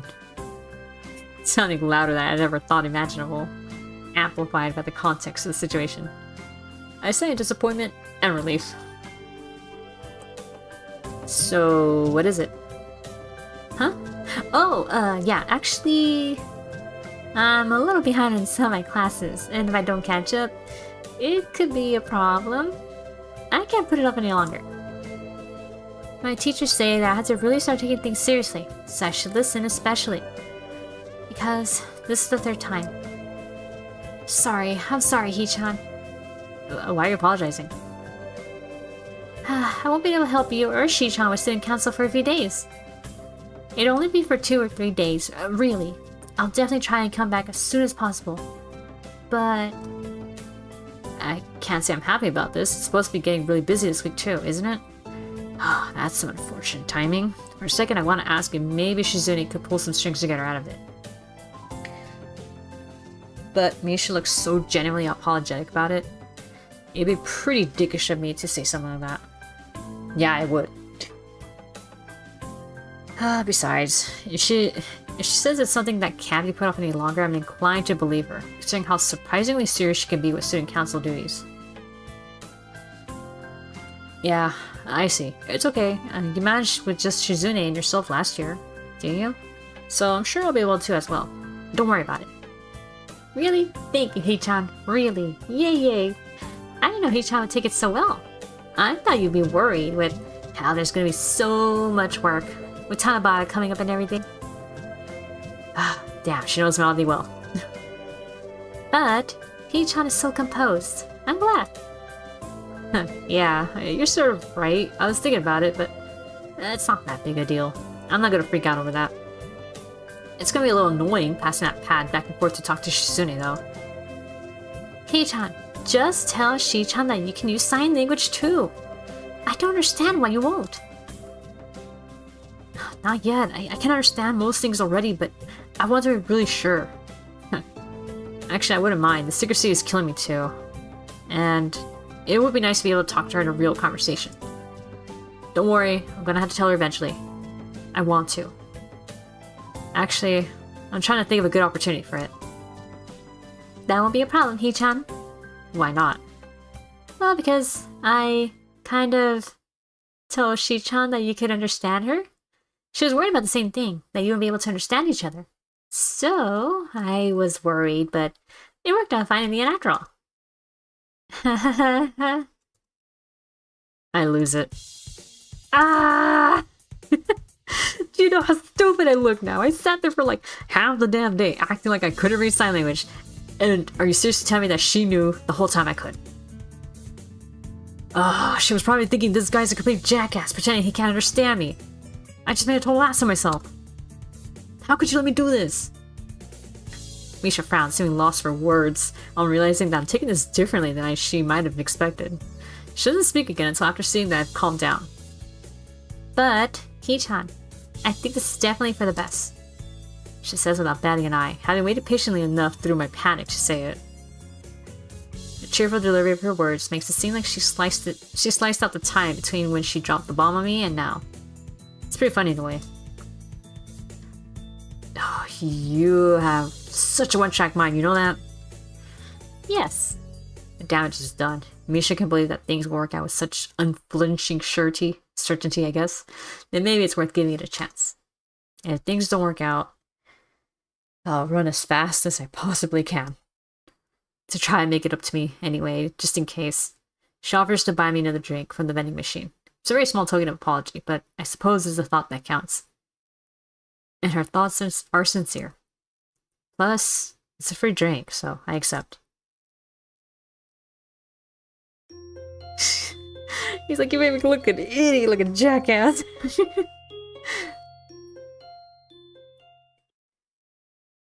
But Shizune knows that he understands, but doesn't mean he can sign back. She doesn't know that he can sign back. I throw back my daily fistful of pills with a glass of water. After solid 8 hours of sleep, I don't really know what I was so afraid of last night. Must be nice to have a solid 8 hours of sleep. Not cool, Misha. As I chew a particularly large talon in half, I continue to rationalize my worries away. Like, I know last night I definitely did not have 8 hours of sleep. What the? Huh. Sorry, I thought I saw something outside. Shizune knew I was taking sign language classes all day yesterday, and didn't make a big deal of it. Shizune might be mute, but that doesn't mean she can't make her feelings known. No. In fact, it seems like she's all the more direct for it. She doesn't beat around the bush or hold back. She always makes herself clear unapologetically, so there can be no mistakes. So, if she wasn't mad then, it's unlikely she would be at all. And on top of that, I didn't do anything wrong anyway. But as that fear of mine recedes, the thought of spending a couple days with Shizune without Misha takes its place. I hadn't really thought about it yesterday, but the idea becomes more and more intimidating.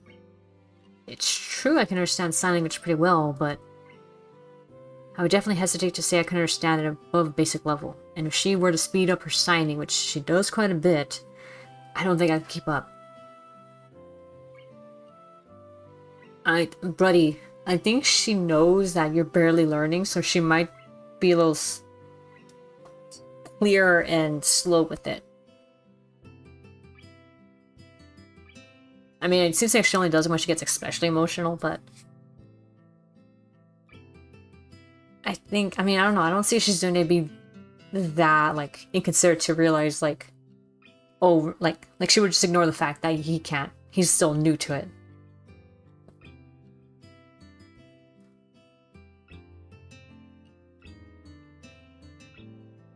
he's worried that she's gonna go like super advanced on him, but I don't think that's the case. Signing too is not my strong suit. Doing both at the same time like Misha can is still a distant dream. Hee-chan! What? Don't forget, you said you would help out with building stalls today. Behind the school after classes are over, okay? I know. Last time you helped out, Hee-chan, we really appreciated it. This time, it's even more important. So skipping out is unforgivable, okay? I want to ask why that is, but there isn't any opportunities to. Besides, Misha's behind in her classes, so it seems like a bad idea to distract her now that I know that. I can always ask her at lunch, which is what I end up doing. Alright, drinking time.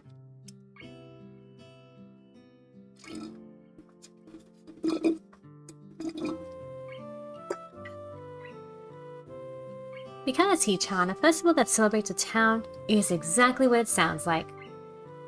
It's to celebrate your home and its history. Tanabata is different.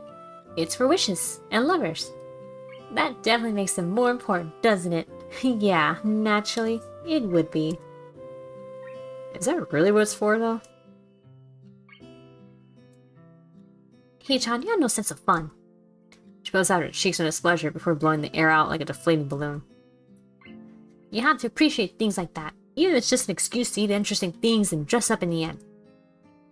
I'll be disappointed in you if you don't, okay? Before I could say anything, she turns to the side to inhale a croquette. She freaking Kirby'd that, like... Oh, behind the school. Oh, wait, you guys heard the straw of the thing? I didn't think it picked up on it. Me in the playground after school. After classes, I meet Shizune behind the school, where it seems she already set everything up sometime yesterday. She gives me the short wave, and then with a flourish of the hammer already in her hand, extends her arm towards the stalls behind her, some of them already half completed. Others still haphazard piles of board bundled together with string. I didn't even... Yeah, it's kind of loud. Oh shit. I was just trying to drink up the last drops. It's a Topo Chico. The flavored sparkling water. It's a lime with mint extract. I kind of like it. Kind of reminds me of like a... It's like a healthier Sprite. It doesn't taste like Sprite because Sprite's more sugary, obviously, but it's still decent. As time passes, I realize the pills can only do so much. I still get way more tired than it should be normal. Luckily, Shizune's back gets to me, so I can afford to take a lot of breaks without having to worry about her wondering why. When I stop and think about it, though, I start to feel pretty guilty for taking advantage of her inability to hear that my hammer stopped banging. It's a terrible thing to be happy about. Bro, you have a fucking health condition. I'm pretty sure she would understand of your heart condition. Come on. Topo Chico's the best tasting, right? Yeah, it is pretty good. This is like my roommate takes these from the... Oh, he buys them from the hospital. And he brings them home. So, to us, like, it scratches the soda itch, you know? Because it's fizzy and everything like that. So, without actually drinking unhealthy, high-sugar soda, like Coke and all that, the Topo Chico is like, it just gets that itch going, you know? Like, just scratches it well enough and it's like, ah, alright, I'm good. I prefer my water raw, straight from the ground, filtered in like water shit. No, actually, underground water is very safe to drink. Rivers are questionable, surprisingly. Because you don't know what's peeing in the water upriver, or upstream. Or shitting in the water, yeah, you don't know that either. But, like, yeah, underground water, water, I believe that is, like, basically kind of filtered, like, through... Actually, no, wait. That's about the only water I can think of that's safe. Just drinking straight underground water. Also cheaper compared to the other seltzer waters, yeah. Her work ethic is admirable. It's obvious that it bores her, and even annoys her. But she doesn't slacken her pace. When she gets tired nailing a stall together with one arm, she switches to the other. Shizune. I feel like an idiot the second I say her name. I can't tell her what I think. There's a hammer in my hand as well, and in the end, I feel like I have to keep up with her. Bro. Oh no. Oh no, no, no, no. Mountain spring water is also safe. Oh yeah, that's true. It is, yeah. Sandstone filtration, yeah.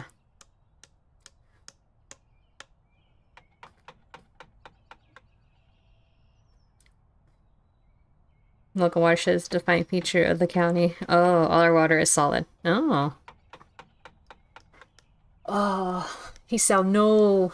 I feel like he's gonna work himself into a freaking mini heart attack again. I can't slack off either, especially when it's just the two of us. There's no time to sign. No opportunity. Not even for a compliment for a job well done. Even something as casual as that would require me to put my hammer down, get her attention, then sign it to her. A simple gesture turned into something so needlessly complex. Like a single footstep taken on a road that's longer than first imagined. I've known her long enough to know this, and still forgot it. The air is filled with the rhythmic knocking of nails being driven into wood. It's actually kind of nice after a while, to pass the monotony of the task at hand. I tried to match my hammering to Shizune's, then alternate it to try and form a beat. Of course, she doesn't notice. Oh god, I am scared he's gonna... Someone's done this kind of work plenty. It's not heart-pounding work. The heat in this case is the real danger. Oh shit. It seems like though he's feeling fatigue though. So it's not really heart-pounding, but his body is still having trouble keeping up. Or it doesn't have much stamina. Money for bottled and plenty of good minerals. Ah. Makes me wonder. Does the lack of sound make this work seem more drawn out and boring to her? Is it strange being unable to hear the results of her actions, even as she feels the vibrations through her fingers? Or having no concept of sound? Does it bother her at all? Distracted, I don't even notice Shizune sneaking up on me until her head pops into view. Taking a break?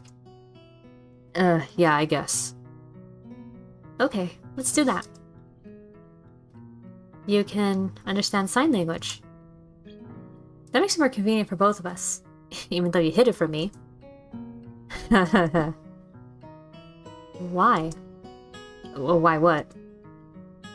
Why did you decide to take sign language? Her eyes don't break off from mine even for a second. If she needs to read my response, her peripheral vision is good enough. When she has something in her gaze, she doesn't look away. It's strange how piercing her eyes can be, dark as the lake at night. If I said we had hard, heavy water, then that would be cause for concern. Oh shit. Because I wanted to. It seemed like it would come in handy. And it did, didn't it? Yes. Sorry, I didn't catch any of that. See, this kind of thing still comes up now and then. I wish Misha was here. She has work to make up for, doesn't she? That might be partly my fault. Misha doesn't need supplemental lessons. Her grades aren't the best, but she understands how the decisions she makes affects others. That puts her ahead of many people. Especially certain blondes. Oh, damn, look at this, she's throwing shade on Lily. Ah. She doesn't forget things easily. Your sign language is very good. You're learning oddly fast. I've been taking classes for a while now, and it's kind of easy to pick up after a while. The immersion, or osmosis, that kind of thing. It's not too bad. If I'm really stuck, Misha's there too. I guess I spoke too soon. I didn't understand any of that. Time to backpedal. Whoa, yeah, it's actually not that easy. It's actually hard as hell. Like, trying to pick up broken glass. But I guess in some ways it's interesting as well. Like an adventure. But well, no. Picking up broken glass is not an adventure. Sure it is, it's just challenging. If you use a dustpan to broom, it's not. I feel frustrated and sad. When I look up, I know she has a can of soda in her hand. Where'd you get that? I forgot to sign it, but she understands anyway. While in my eyes, it produces another one from behind her back. She tosses it in my direction. I catch it with both hands. I brought an extra one for you. She pauses to slide her fingernail on the tab of her can and pop it open before setting it aside for a moment. If you're gonna try and help me so much, then I have to look out for you too. It's only natural. If you're gonna learn sign language, that is something entirely different. I'm naturally gonna be impressed. What separates the two is obligation. I'm very happy.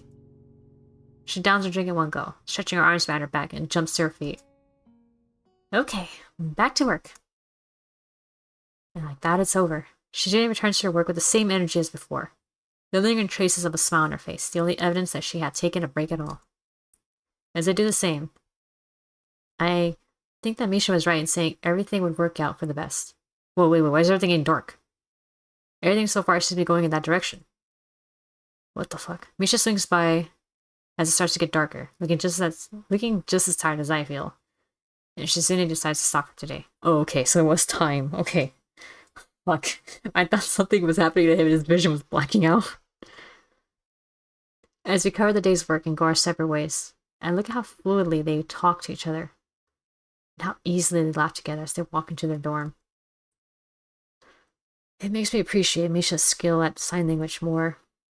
I wonder if I'll ever reach that level, or if I even will have the time to.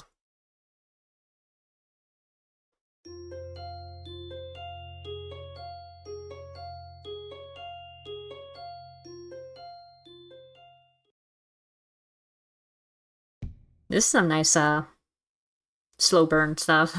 First thing I do this morning is trip once again over Kenji's package as I get out of bed. I find myself diving headfirst into the floor before I'm even fully awake. I'm gonna smack this thing with the first blunt object I can find, but I'm going for a home run. But I don't even have the energy for that this early in the morning. And it would likely damage whatever's inside, and that would be mean. Sliding into the hallway, it sails along the smooth floor with little difficulty and stops with a soft, almost inaudible bump on colliding with Kenji's door. Immediately, it does unlock some bolts in succession like a mounting symphony. Who is it? He says as he blindly steps forward to the hallway anyway, somehow stepping over the box in a way that would be uncharacteristically, impressively graceful if it weren't for the fact I know it was wholly accidental. It's me. I got your mail. You're standing over it. I know, thanks a lot, man. Yeah, whatever. So what's in it? He cringes, instantly turning very defensive and agitated. It's nothing. Come on, tell me, I'm curious. And you know, I almost broke my neck falling over it. Before that, I had to carry the stupidly large box around with it blocking my vision, crossing roads with it in front of me. I think you can at least tell me what's inside in return. It's secret stuff, I can tell you. It's because then it wouldn't be very secret and shit. It's nothing important. Well, if it's nothing important, you can tell me. If it's nothing important, why do you have to know? And why is that wrong? Why do you have to know? Why can't I know? Why are you answering my questions with questions? Why wouldn't you answer my first question? Why wouldn't you answer my last question? I realize their voices are getting higher with each reply. Down the hall, door pops open. Someone sticks his head out quizzically to see what is going on. We must look like such tools, but I bet I'm the only one of the two of us with enough shame to realize it. Fine, you can take it to your grave. I have to get ready for school anyway. Damn, no, why are you so hasty to leave? Stick around a little. You want some coffee? It's been a while. You know, I thought you were dead since you were so slow with the package delivery. You're lucky I was willing to do package delivery in the first place, smartass. Whoa, calm down. Man, you're so confrontational. It's because of the student council thing. I hear you hang out with them now. You heard it from me when I told you. Oh, really? Yeah, well, whatever, man. Point is, they are terrible. You're the new guy, so of course you wouldn't know. Around here, she's a very divisive figure. Before you came here, she tried to institute a badge policy. It's a long story, so maybe I should sit down. I look around for a chair but can't find one as we go in the goddamn hallway. I raise a finger and start thinking that maybe I should tell him that. But he's already started talking. No one wasted arm movement. I look at my watch instead. Hang on.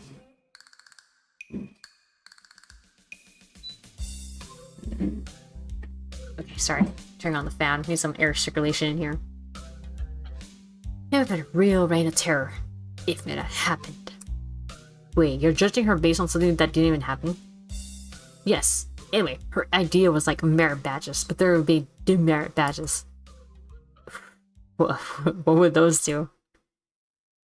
I don't know. It never happened. It seemed bad though, so when I heard about it, I didn't leave my room for a few weeks. So you heard there'd be a massive change and hid in your room, trying to just ride the change out. No, I just had to do something about it. I found the student council office after a while and marched right in with a list of demands and a bunch of people I grabbed in order to make myself look like I had supporters. Oh my god, this fucking guy catches the light in everywhere. Wait, so not only did it not happen, but no one even cared? Kenji doesn't hear me. Hadn't gotten a good momentum going. Wrapped up in the energy of his own ranting, he starts to completely flip out and flail his arms, appearing to wildly throw gang signs. Jesus, the music. I walked out to the desk and said to her, "Yay, you, fascist woman, what is this badge idea? How out of touch can you be? Here in your ivory tower, smugly looking down upon us like we're just a bunch of idiots. Who do you think you are? Your level of elitism is terrible. You're probably one of those outrageous rich people who have chauffeurs driving them around slums so they can point and laugh. You only drink pricey coffee being shot out by the last living dinosaur and brewed in a solid gold skull. And how could you? Go open up a history book. Don't you know the bourgeoisie are always overthrown in a bloody revolution for shit like this? Stupid. You're an idiot. Sure, the revolutionaries usually end up turning everything into an utter clusterfuck.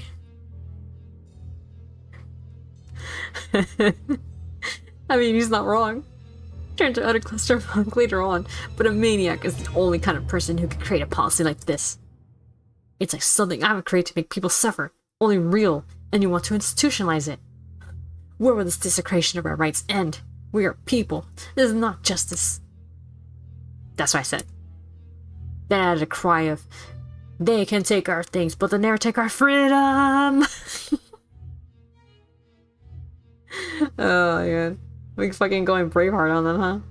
To appeal to the masses like in that movie about the life of William Wallace, yep. Where they took his things but not his freedom, and then killed him. But she just ignored me and didn't even look up from writing in her little paper shit. Maybe I overwhelmed her with my logic so badly that she just retreated into denial. Or she just didn't hear you. Maybe she's just an asshole. Either way, she didn't reply. The future refused to change.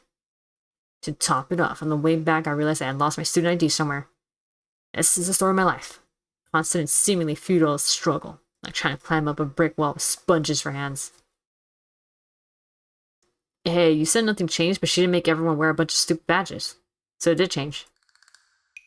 Oh yeah, that's true. Okay, maybe they're not so bad then. I guess that counts for something, if I can get Kenji to admit that maybe 2 women may not be so bad after all. I'll take it. Especially if it allows me to slip out of this conversation. I didn't realize how much time had gone by.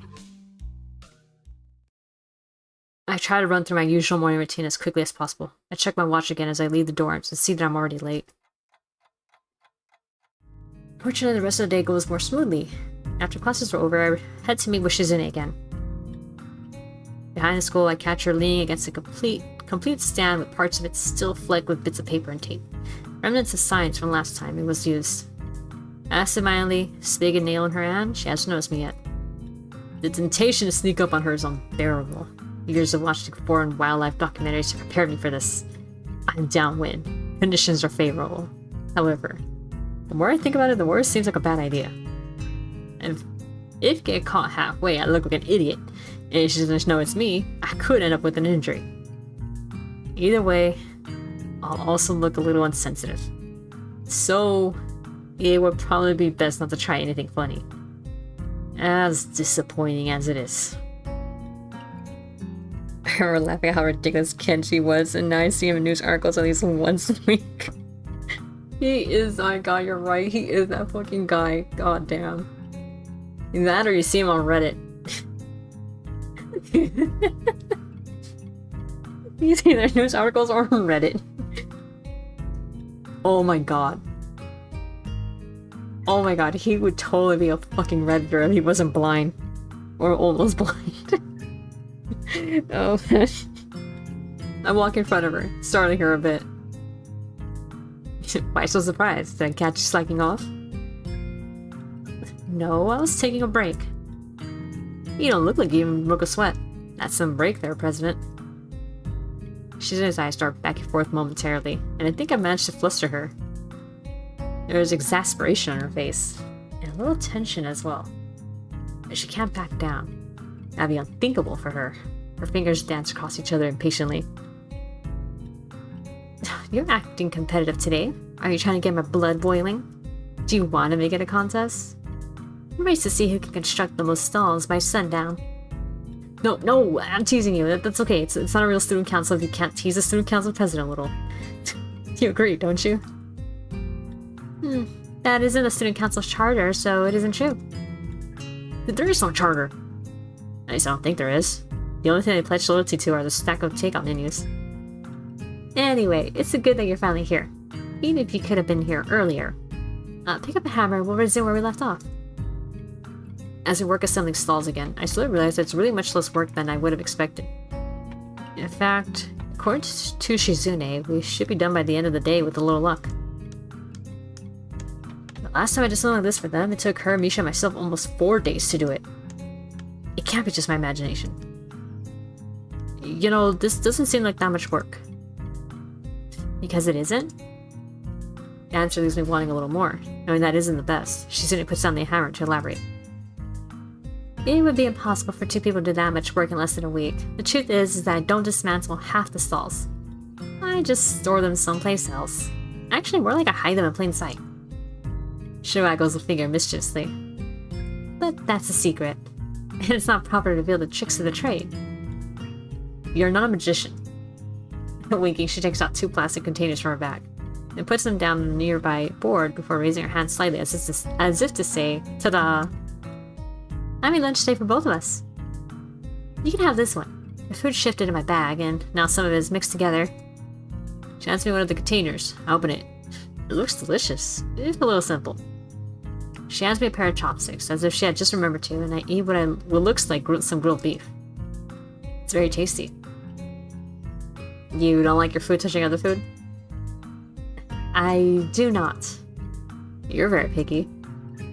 Sometimes I've mixed my food on my own, but not always. And not everything. I don't like it when it's done for me. What is important is the choice. She points decisively to emphasize it, and then breaks her chopsticks apart to eat her whole meal. As I continue to eat, I notice 2 things. The first is that almost everything I'm eating besides the rice is fried. Even the vegetables are fried. And there's so much meat. Does she eat this kind of stuff all the time? I wonder how she manages to stay so thin in spite of it. Second thing I notice is that I can't talk to her while eating.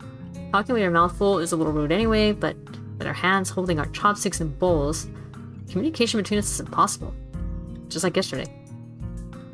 Even though we're spending time together, even though I took the time to learn sign language, it feels like I'm talking to her less. Despite that, it also feels like I'm understanding her more. Oh, shit. I was gonna say maybe I should end it soon, but then this happened. I hear the sound of something tapping against one of the stands, and look up to see Lily standing off to my side, wheeling her way around with her cane. Oh, hi. I nearly catch myself before I can say didn't see you there. Oh, Hisao, is that you? I thought that I smelled something delicious cooking. I wonder who it might be. What is she saying? It's hard to move my hands in parallel to saying something completely different to Lily. This has to be why Misha just signs everything all the time. A bit sillier, but it seems like it would be simplifying things a lot. Shizune taps her fingers delightedly at my translation, as if from hearing a joke. All this food was cooked hours ago. For someone as slow as yourself, who can't even turn in a piece of paper without being a week late, I guess your perception of time would have to be a little different. That's not very nice. A frown crosses Lily's face in response to reply to something she didn't hear. Oh, sorry, I'm just having a late lunch here. The student council president cooked everything. Is the student council president here right now? She's right here. I apologize, I didn't notice. Normally her level of presence is much higher. I was not aware that the student council serves lunch outdoors. Why wasn't I invited? I think that is good to have enough free time to be able to do things like this, however. What is she saying? If I were to invite you anywhere, you would just show up late. Oh, damn. Shizune's words are outside of Lily's perception, a fact that is by the second increasingly maddening to her. Translate for me completely, please. What polite phrasing. It's a shame she's essentially asking me to let her fully release the dogs of war. Still, you can't just do nothing. The feeling of being unable to even respond and be understood is so isolating. She would never forgive me. I'll just try to soften her words a little. Well, actually, this was all cooked a while ago. Really? That's nice. Turn over here. It's very disrespectful to not look at the person you're speaking to. That isn't the way a prim and proper lady should conduct herself. Half of what I'm saying is really what Shizune is saying. She doesn't like it when people don't look in her direction when she's trying to make a point. She's, to the right of my voice. Although in this case I can understand why Lily wouldn't. It is a very awkward situation, and it's daunting being the sole conduit for dialogue between the two of them. Truthfully, I've forgotten what happened the last time they butted heads like this. It's clear Shizune remembers, and Lily is being pretty hostile herself, in her own way. Softening her and her parents well definitely backfired. I'm sorry. Such formalities slip my mind completely. I forgot that the student council president is the type of person who would demand such respect and adherence to the rules at all times. I suppose student government requires you to keep a tight ship. Then again, she certainly has time for her own fun as well, so that must not be completely true. The student council is not a dictatorship, nor a zero-sum game. Shizune points at Lily with her finger out like a barrel of a gun and snaps her fingers explosively, causing her to flinch and become visibly upset. Oh. Huh, is that so? Then that makes it more impressive that you have been a part of it for so long, playing it as though it were one. I admire the fact that you're so tenacious. To manage it all, you must be so responsible as well. Not as much as I would like to be. You can't complain about yourself, though, can you? You're very responsible. Actions like requesting a deadline to be extended and then running all the way through to the next deadline. That's the very motto of responsibility. Shizune is happy to hear that. Apparently you're pretty responsible yourself, she says. Does she really? More or less. Lily doesn't seem very happy. We're not holding a cookout, we're just taking a little lunch break. We're actually out here building stalls for the festival. You wouldn't know since you never go outside. Did you run out of tea? Are you going into town? Shopping? No, as I said before, I was just passing by. In case you did not hear, I would hate to interrupt the student council president. You're not doing anything now, but you must both be very busy. In any case, Hisao, I'm sure that the student council president will be able to find or make work for the both of you if she needs to. I'll devour you! Yeah, I'm very busy. Devour is a hard word. I'm pleased that I can read it. This isn't time to celebrate, though. Not over that. Instead, it looks like they might stop squabbling. I would drink to that. Have a nice day, Hisao. Goodbye, student council president. Thanks, you too. Stay classy. Says Lily as Shizune dives into the remains for lunch as quickly as possible. As if each bite she shovels away is the means to forgetting any of this ever happened. I know they're diametrically opposed, but I really have to wonder how this small school feud started.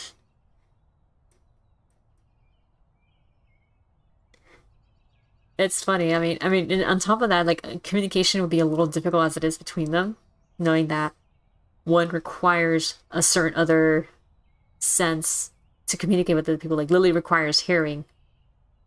Shizune can't talk. Shizune can't hear, but she can see, but she needs something visual to help her understand. And she does not get that from Lily. And on top of that, I think the whole, like, being late, not being punctual, really gets to Shizune.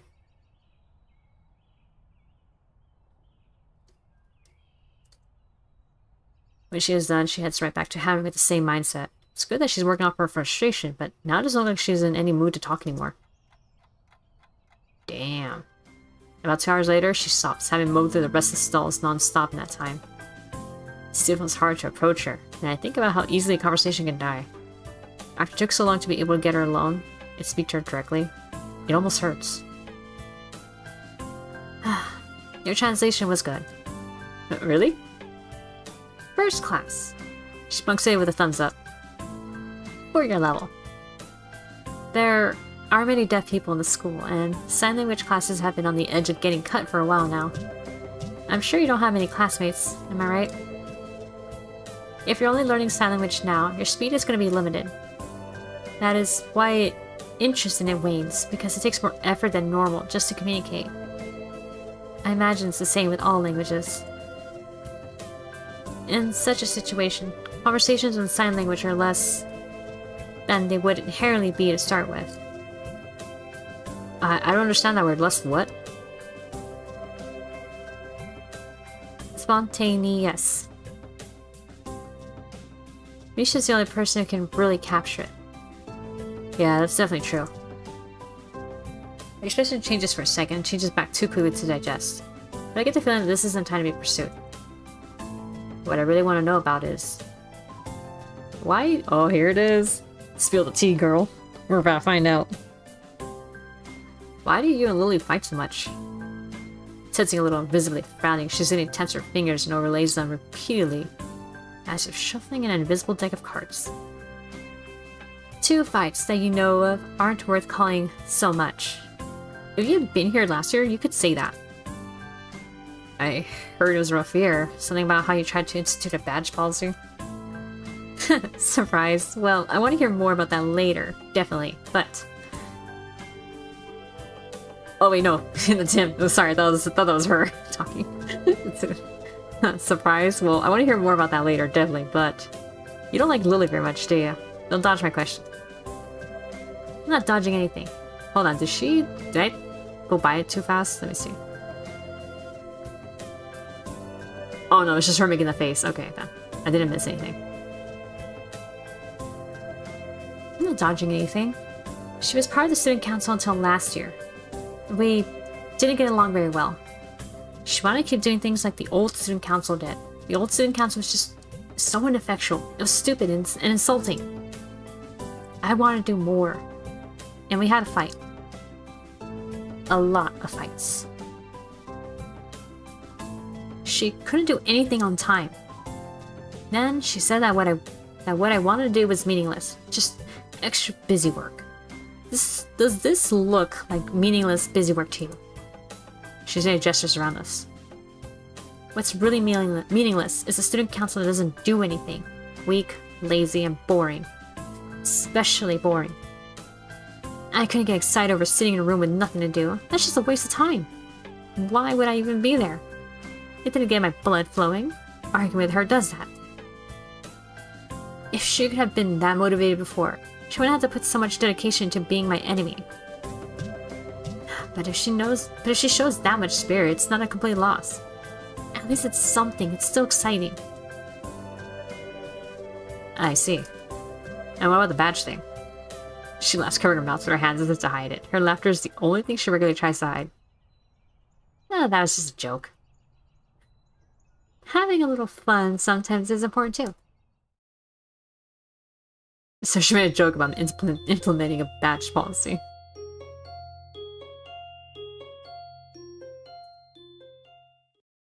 I feel like I should stop, but I don't want to stop. Okay, we'll give it... we'll give it 10 more minutes. I just want to... It's getting better! Oh god. The next day, I end up having to hunt around a bit at start lunch when I find that my usual vending machine near the dormitory buildings is sold out of my usual favorite canned coffee. The detour takes longer than I expected. Things have been so hectic lately that it takes some time for me to register why something smells different. As I walk through the school gardens back to the cafeteria, the grass has been freshly mowed. Ah.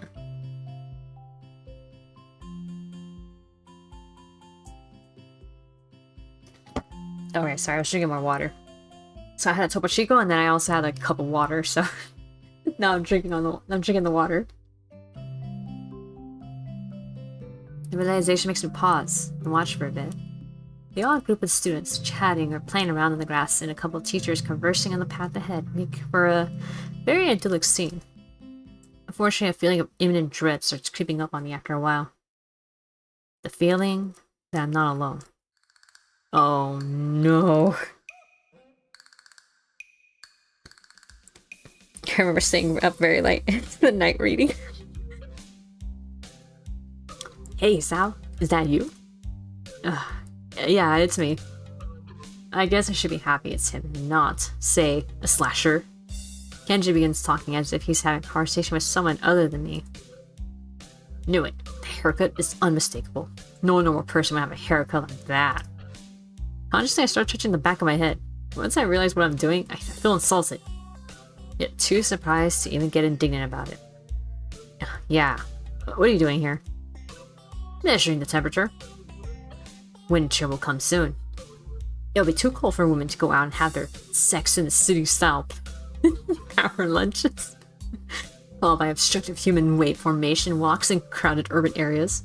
When this happens, man will be able to walk the streets unfettered once again and reclaim what is his heritage. In order to prepare for that day, I've been eating nothing but pizzas for the past week to store energy. He's putting on a layer of fat.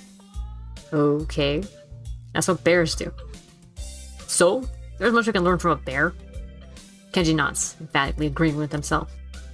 Okay, so check this shit out. I was in town today, buying milk. They had a new clerk, some hipster girl with a baseball cap with 2 hockey sticks on it. I'll call her hipster a baseball hat girl. I noticed the milk didn't have a price tag, so I told her to get over there and label that milk for future generations. He was in town today. He must have cut his morning classes. I would have scolded him, but his verbal torrent prevents me from getting a word in. She told me not to bother her because she was sick. Sick? Sick? We live in a society here. You can't just opt out of human interaction because you're sick. Do you know how much effort it takes me to even get up in the morning? I still do, though, and I got up that morning to go down there and buy milk. Not to have my vital questions just brushed aside by some hipster doofus college girl who wears a hockey baseball cap to work. Indoors. Anyway, I was just trying to uphold the integrity of her products. A milk carton without a price tag. When I see something like that, it just leads to questions. Important questions. It's our job to answer them, damn it. That's the problem with women. They have no sense of duty. I get diarrhea a lot, but you don't see me complaining about it. I soldier on and do what I have to do anyway, because that's what being a man is all about. Even if you have diarrhea, you keep going with the dream of a better tomorrow. Just take some Imodium, bro. You know, frequent diarrhea is bad. Maybe you should stop drinking so much milk. Oh my god, he's lactose intolerant. He's lactose intolerant, giving himself diarrhea. Oh my god. Oh Jesus. I can't do that. That's what allows me to maintain my awesome strength. And in this world, a man's strength is the only thing that can't be browbeaten out of him by an increasingly pussy-whipped society. It's so weird that he's oddly foretelling the future. Like the last part right there, he's literally calling out simps. He's calling out OnlyFans. He's calling out the e-girl streamers who sell their bathwater and do porn on the side.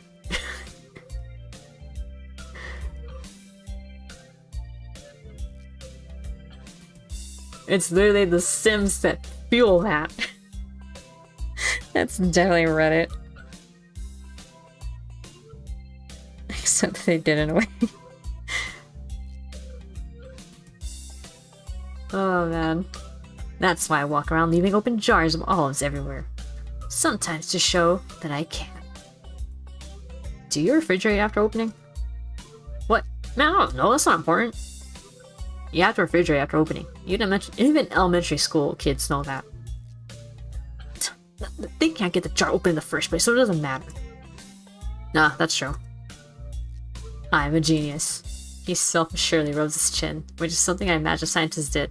That's why I met Mutao and was tremendously let down. Anyway, I can't go to that store again. It's clearly been compromised by bitches. Unless I disguise myself. Maybe change to a different pair of glasses. Worst disguise ever. Even I still work flawlessly after all these years. I don't even need glasses to see. They're for effect. Also to protect my identity. I'm like Superman. He's trying to be a Clark Kent. Worst disguise ever. I'm telling you, when people see my school ID, they can't even recognize me. Wait, it's 4chan. It sounds insane, like something out of fiction, but lo and behold, yep, it's happening. Really? Let me see. Can't do that. I can't go around showing my ID to everyone. It was made long ago. In a different time. I had hippie hair. But while I'm trying to imagine that, Kenji takes his glasses off. Beautiful all along. Like all those fucking tropes. Like, oh, take off the glasses, you're beautiful all along. He squints as they're off his face, which makes him look even more tired than he already does. He was right. He does look different. Kind of like he hasn't slept in years. Not different enough for it to be a good disguise, though. You need more sleep. Oh, nah. You look like you need it. No way. These are just the eyes of a man who has seen things. A shaman's eyes. Terrible things that you can't imagine. Like when I made a ship in a bottle and my mom sat on it. There's blood and Jesus. There's blood and shits of floral print everywhere. That's what life experiences. Kenji doesn't seem very horrified, even though I think this is actually the first thing he told me about himself that could have been legitimately traumatic. He's also talking about 30 degrees to my left. So I guess his blindness is real. I wave a hand in front of him anyway, to little effect. Man, I hope you realize I'm joking. I laughed, pretending that I did. Somehow looking him in the eyes is more difficult than usual. Want some trivia? People with small eyes wear big glasses. I read that somewhere. It's because it makes your eyes look less beady. Really? I didn't know that. He puts his glasses back on. I like how the record scratch happened. And I feel oddly relieved for a moment until I remembered that I still have to deal with him. Glasses or not. Well, anyway, this artist girl wanted to paint my portrait once, I think. I had to talk to her like 5 times before she started making sense. Must have been Rin. No, Rin, I suppose. What'd she look like? I don't know, a woman with sandals. I was hoping to see something more specific, like she had no arms. Rin does wear sandals, but I feel like the chance of there being another free-spirited female art student wearing sandals besides her is reasonably high. I was thinking, sure, someday after I burn all documentation that I exist, it might be okay to leave a portrait behind so that people can look at it and remember the savior of mankind. They'll need it to model the statue. Then I thought about it some more and how to turn her down. It was tempting, but she wanted for some school thing. It would be displayed. People would ask who I was, only I haven't saved society yet, so it would be pointless. And then if someone recognized me, I had to explain myself. That's already a chain of events I don't want to deal with. I don't want to get mixed up with some weird situation. Shit like that always happens. Sticking out is a surefire way to get put on the list. That's why I make such a careful effort to blend in with people in my daily life. Until I can make my move. Sure. Well, lists. There are many lists. So what are you doing here anyway? Nothing, I kinda got here by accident. Happens to me all the time. Well, hope that works out for you. I think I'm gonna go back to my dorm room. I need to set my TV to record my shows. You have TV? Yeah, you should come over sometime. We can watch the game in high definition. If I can ask him what he's talking about, he's gone. He left like he came, with zero respect towards other people.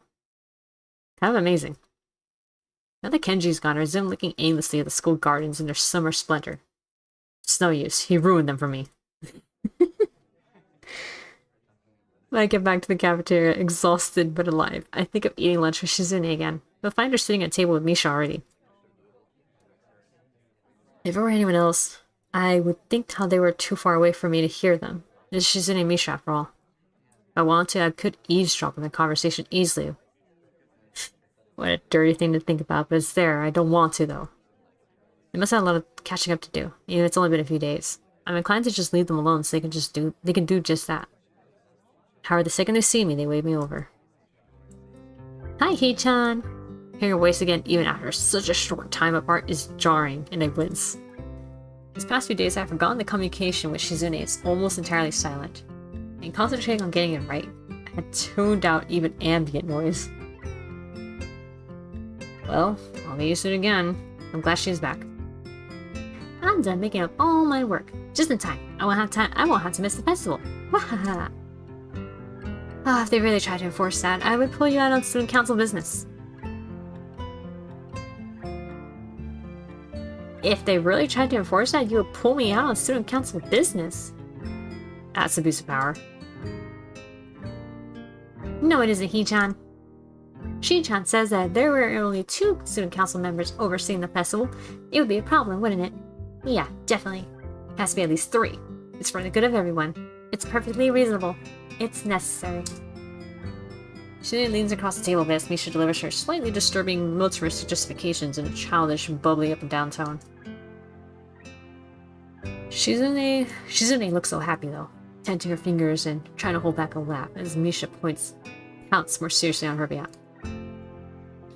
If you say so. I'm actually happy right now that we can talk so easily to each other. All 3 of us. In the beginning, I thought that I might have found myself in a bad situation. I was sure that Shizune would hate getting saddled with being tour guide for the new guy. I didn't want to be that kind of burden either. It'd be awkward, even if she were deaf and mute too. Just now, she said that we would all have to be at the festival. The whole student council. I don't think the student council has any real jurisdiction over Tanabata. It's only Shizune's way of saying that she wants us to spend it together. It's nice to have friends. It's a simple thought, but one that makes me genuinely happy. That we could slip it to being such with so much ease. Despite the roundabout way in which she said it, I'm glad that Shizune thinks it's strongly enough to express it at all. Why did you wait until we waved you over to come sit with us? A question out of nowhere. Shizune's eyes are expectant as Misha repeats her message. I feel like teasing her. You don't want to sit with you that badly. We're in the student council. We should sit together as much as possible. It's logic. Anyone would jump at the chance to sit with 2 cute girls anyway. She pauses in case I might say something like, "You're not that cute," and instantly lock myself into an obvious no-win situation. When I don't take the bait, Shizune becomes more energetic and continues. You're abnormal. Well, I didn't expect her to end it like that. You're too quick to call other people abnormal. It's so arrogant. You're too quick to call other people arrogant. That makes you arrogant. And arrogance is also abnormal. You're double abnormal. It doesn't work that way. It's a slaying skill. Near her arm, she closes her eyes and lets out a slow laugh like a chuckle. Don't laugh. Don't laugh in this kind of situation. I know that Misha signs everything I say to Shizune anyway, even though I'm signing myself. This is redundant, but it's an unconscious action for Misha. On the other hand, I can't stop. If I let myself take it easy and sign less just because Misha is back, then what was all this for? I don't want to risk losing familiarity with how to sign either. My hands are pretty slow to speak on my behalf as it is. Hee-chan, you and Shi-chan talk to each other much more now. Back and forth, it's really funny too. Like an old married couple, right? Right? What a loaded comment. In so many ways. Although, because it's Misha, I can't have been on purpose. That's not a compliment. Shizune doesn't react to Misha trying to pair the two of us up. Maybe she didn't see it. Sometimes it does happen, I've noticed. I still wonder if it's really that simple. And why I care so much, but I don't want to think about it too hard. I want to leave. I keep thinking that I'm hogging Misha's time with Shizune. And it could be that Misha cut in just now on purpose, feeling that way too. I doubt that either of them will let me leave though. In some ways, they're too nice. Oh wait, Shizune, if you really want to know, I didn't want to stay here because I didn't want to intrude. I thought that because of Misha being away for supplementary lessons or whatever, oh, at least he's being honest, you two would have a lot to talk about, and I should just leave you alone to catch up. That's why I thought I would just hang it back. Don't worry, Misha. I'm not trying to monopolize Shizune. Hee-chan, it's not like that. You're so considerate, Hee-chan. Shee-chan is sorry, and apologizes. I don't really think it's worth apologizing over, so don't worry about it. Hey, don't you both think that since Misha is back, we should go celebrate tomorrow? Or somehow? I think so. Hee-chan, usually having to make up work isn't something to celebrate over. No, it's a good idea. The timing's perfect, and Shizune said that the student council should have a little fun too sometimes. You've probably heard that too, right, Misha? It should be fine. Actually, wait a second. Did you have to make up work because you were missing so many classes to begin with? So, skipping out to celebrate would be kind of stupid. Excuse me, maybe the timing isn't perfect, like I said, but we could go after school. Where should we go? Misha speaks Shizune's question to her aloud before she even stops to think it over. Both of them completely ignore me. Hey, listen to me. Two-man short-side student council team. Haha, Hee-chan, you're a part of this team too. Yeah, I guess I am. Yeah, you are, Hee-chan. So forgetful and troublesome. I feel sorry for the girl who falls in love with you. So, where do you think we should go? I'm laughing in spite of myself, wanting to point out how Misha seems so enthusiastic now, when she was the one who was the most apprehensive about it just a few seconds ago. For whatever reason, I can't bring myself to do it. This is okay too. After short discussion on where to go, it seems like the only place all three of us know and are willing to travel to is to Shanghai. A tea house doesn't look like a bad place to celebrate, especially because I'm sure they sell cake there, and cake is the most celebratory food. Oh shit, the mouse is in the way. Okay, I think I have to pause it there. We'll save it right here.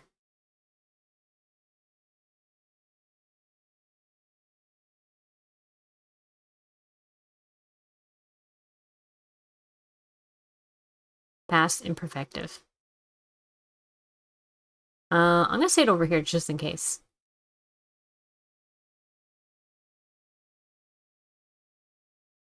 Got too into the story. I did. Because now they're actually talking to each other, these two. Like, it just got sweeter. Classic, yeah. I'm enjoying this story, honestly. The Shizune route is really, really good.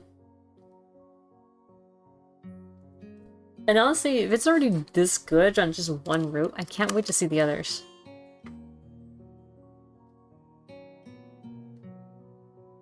And I'm kind of glad that, like, I'm starting off with her, just because, off the bat, like, I mean, she was the one who, like, drew me in the most, so...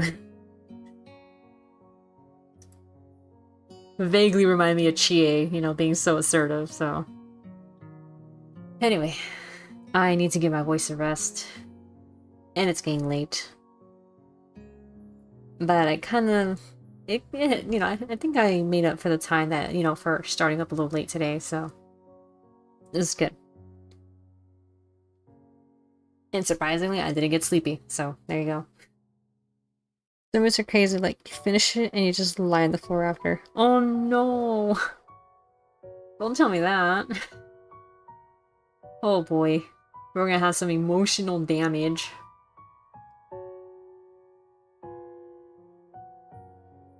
Well, it wouldn't be a good VN dating/staying sim if it didn't have emotional damage. Alright guys, so calling it here. have a good rest of your morning, day, night, whatever. I will see you guys on Monday night. I will make the new schedule. Oh, excuse me. I'll make the new schedule by... I'm gonna try for Sunday. Especially since now that we finished Persona 5. I can focus more on this now. It feels a little sad to have like something as long lasting as Persona 5 like done. And at the same time, it also feels very accomplishing. It's a weird, conflicting feeling. However, on the other hand, I am very looking forward to this. And depending on how long it takes me to do this, I mean, I'm not sure. Fallout 2 could take a while too, so... I guess we'll just see. And I'm surprised how long, like, this route is, even for her. Like, I mean, I've done Hateful Boyfriend, obviously, and I don't remember Hateful Boyfriend routes being this long.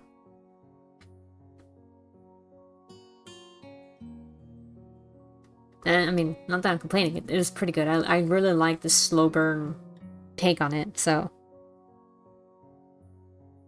Not in a bad way, but I need to critically think.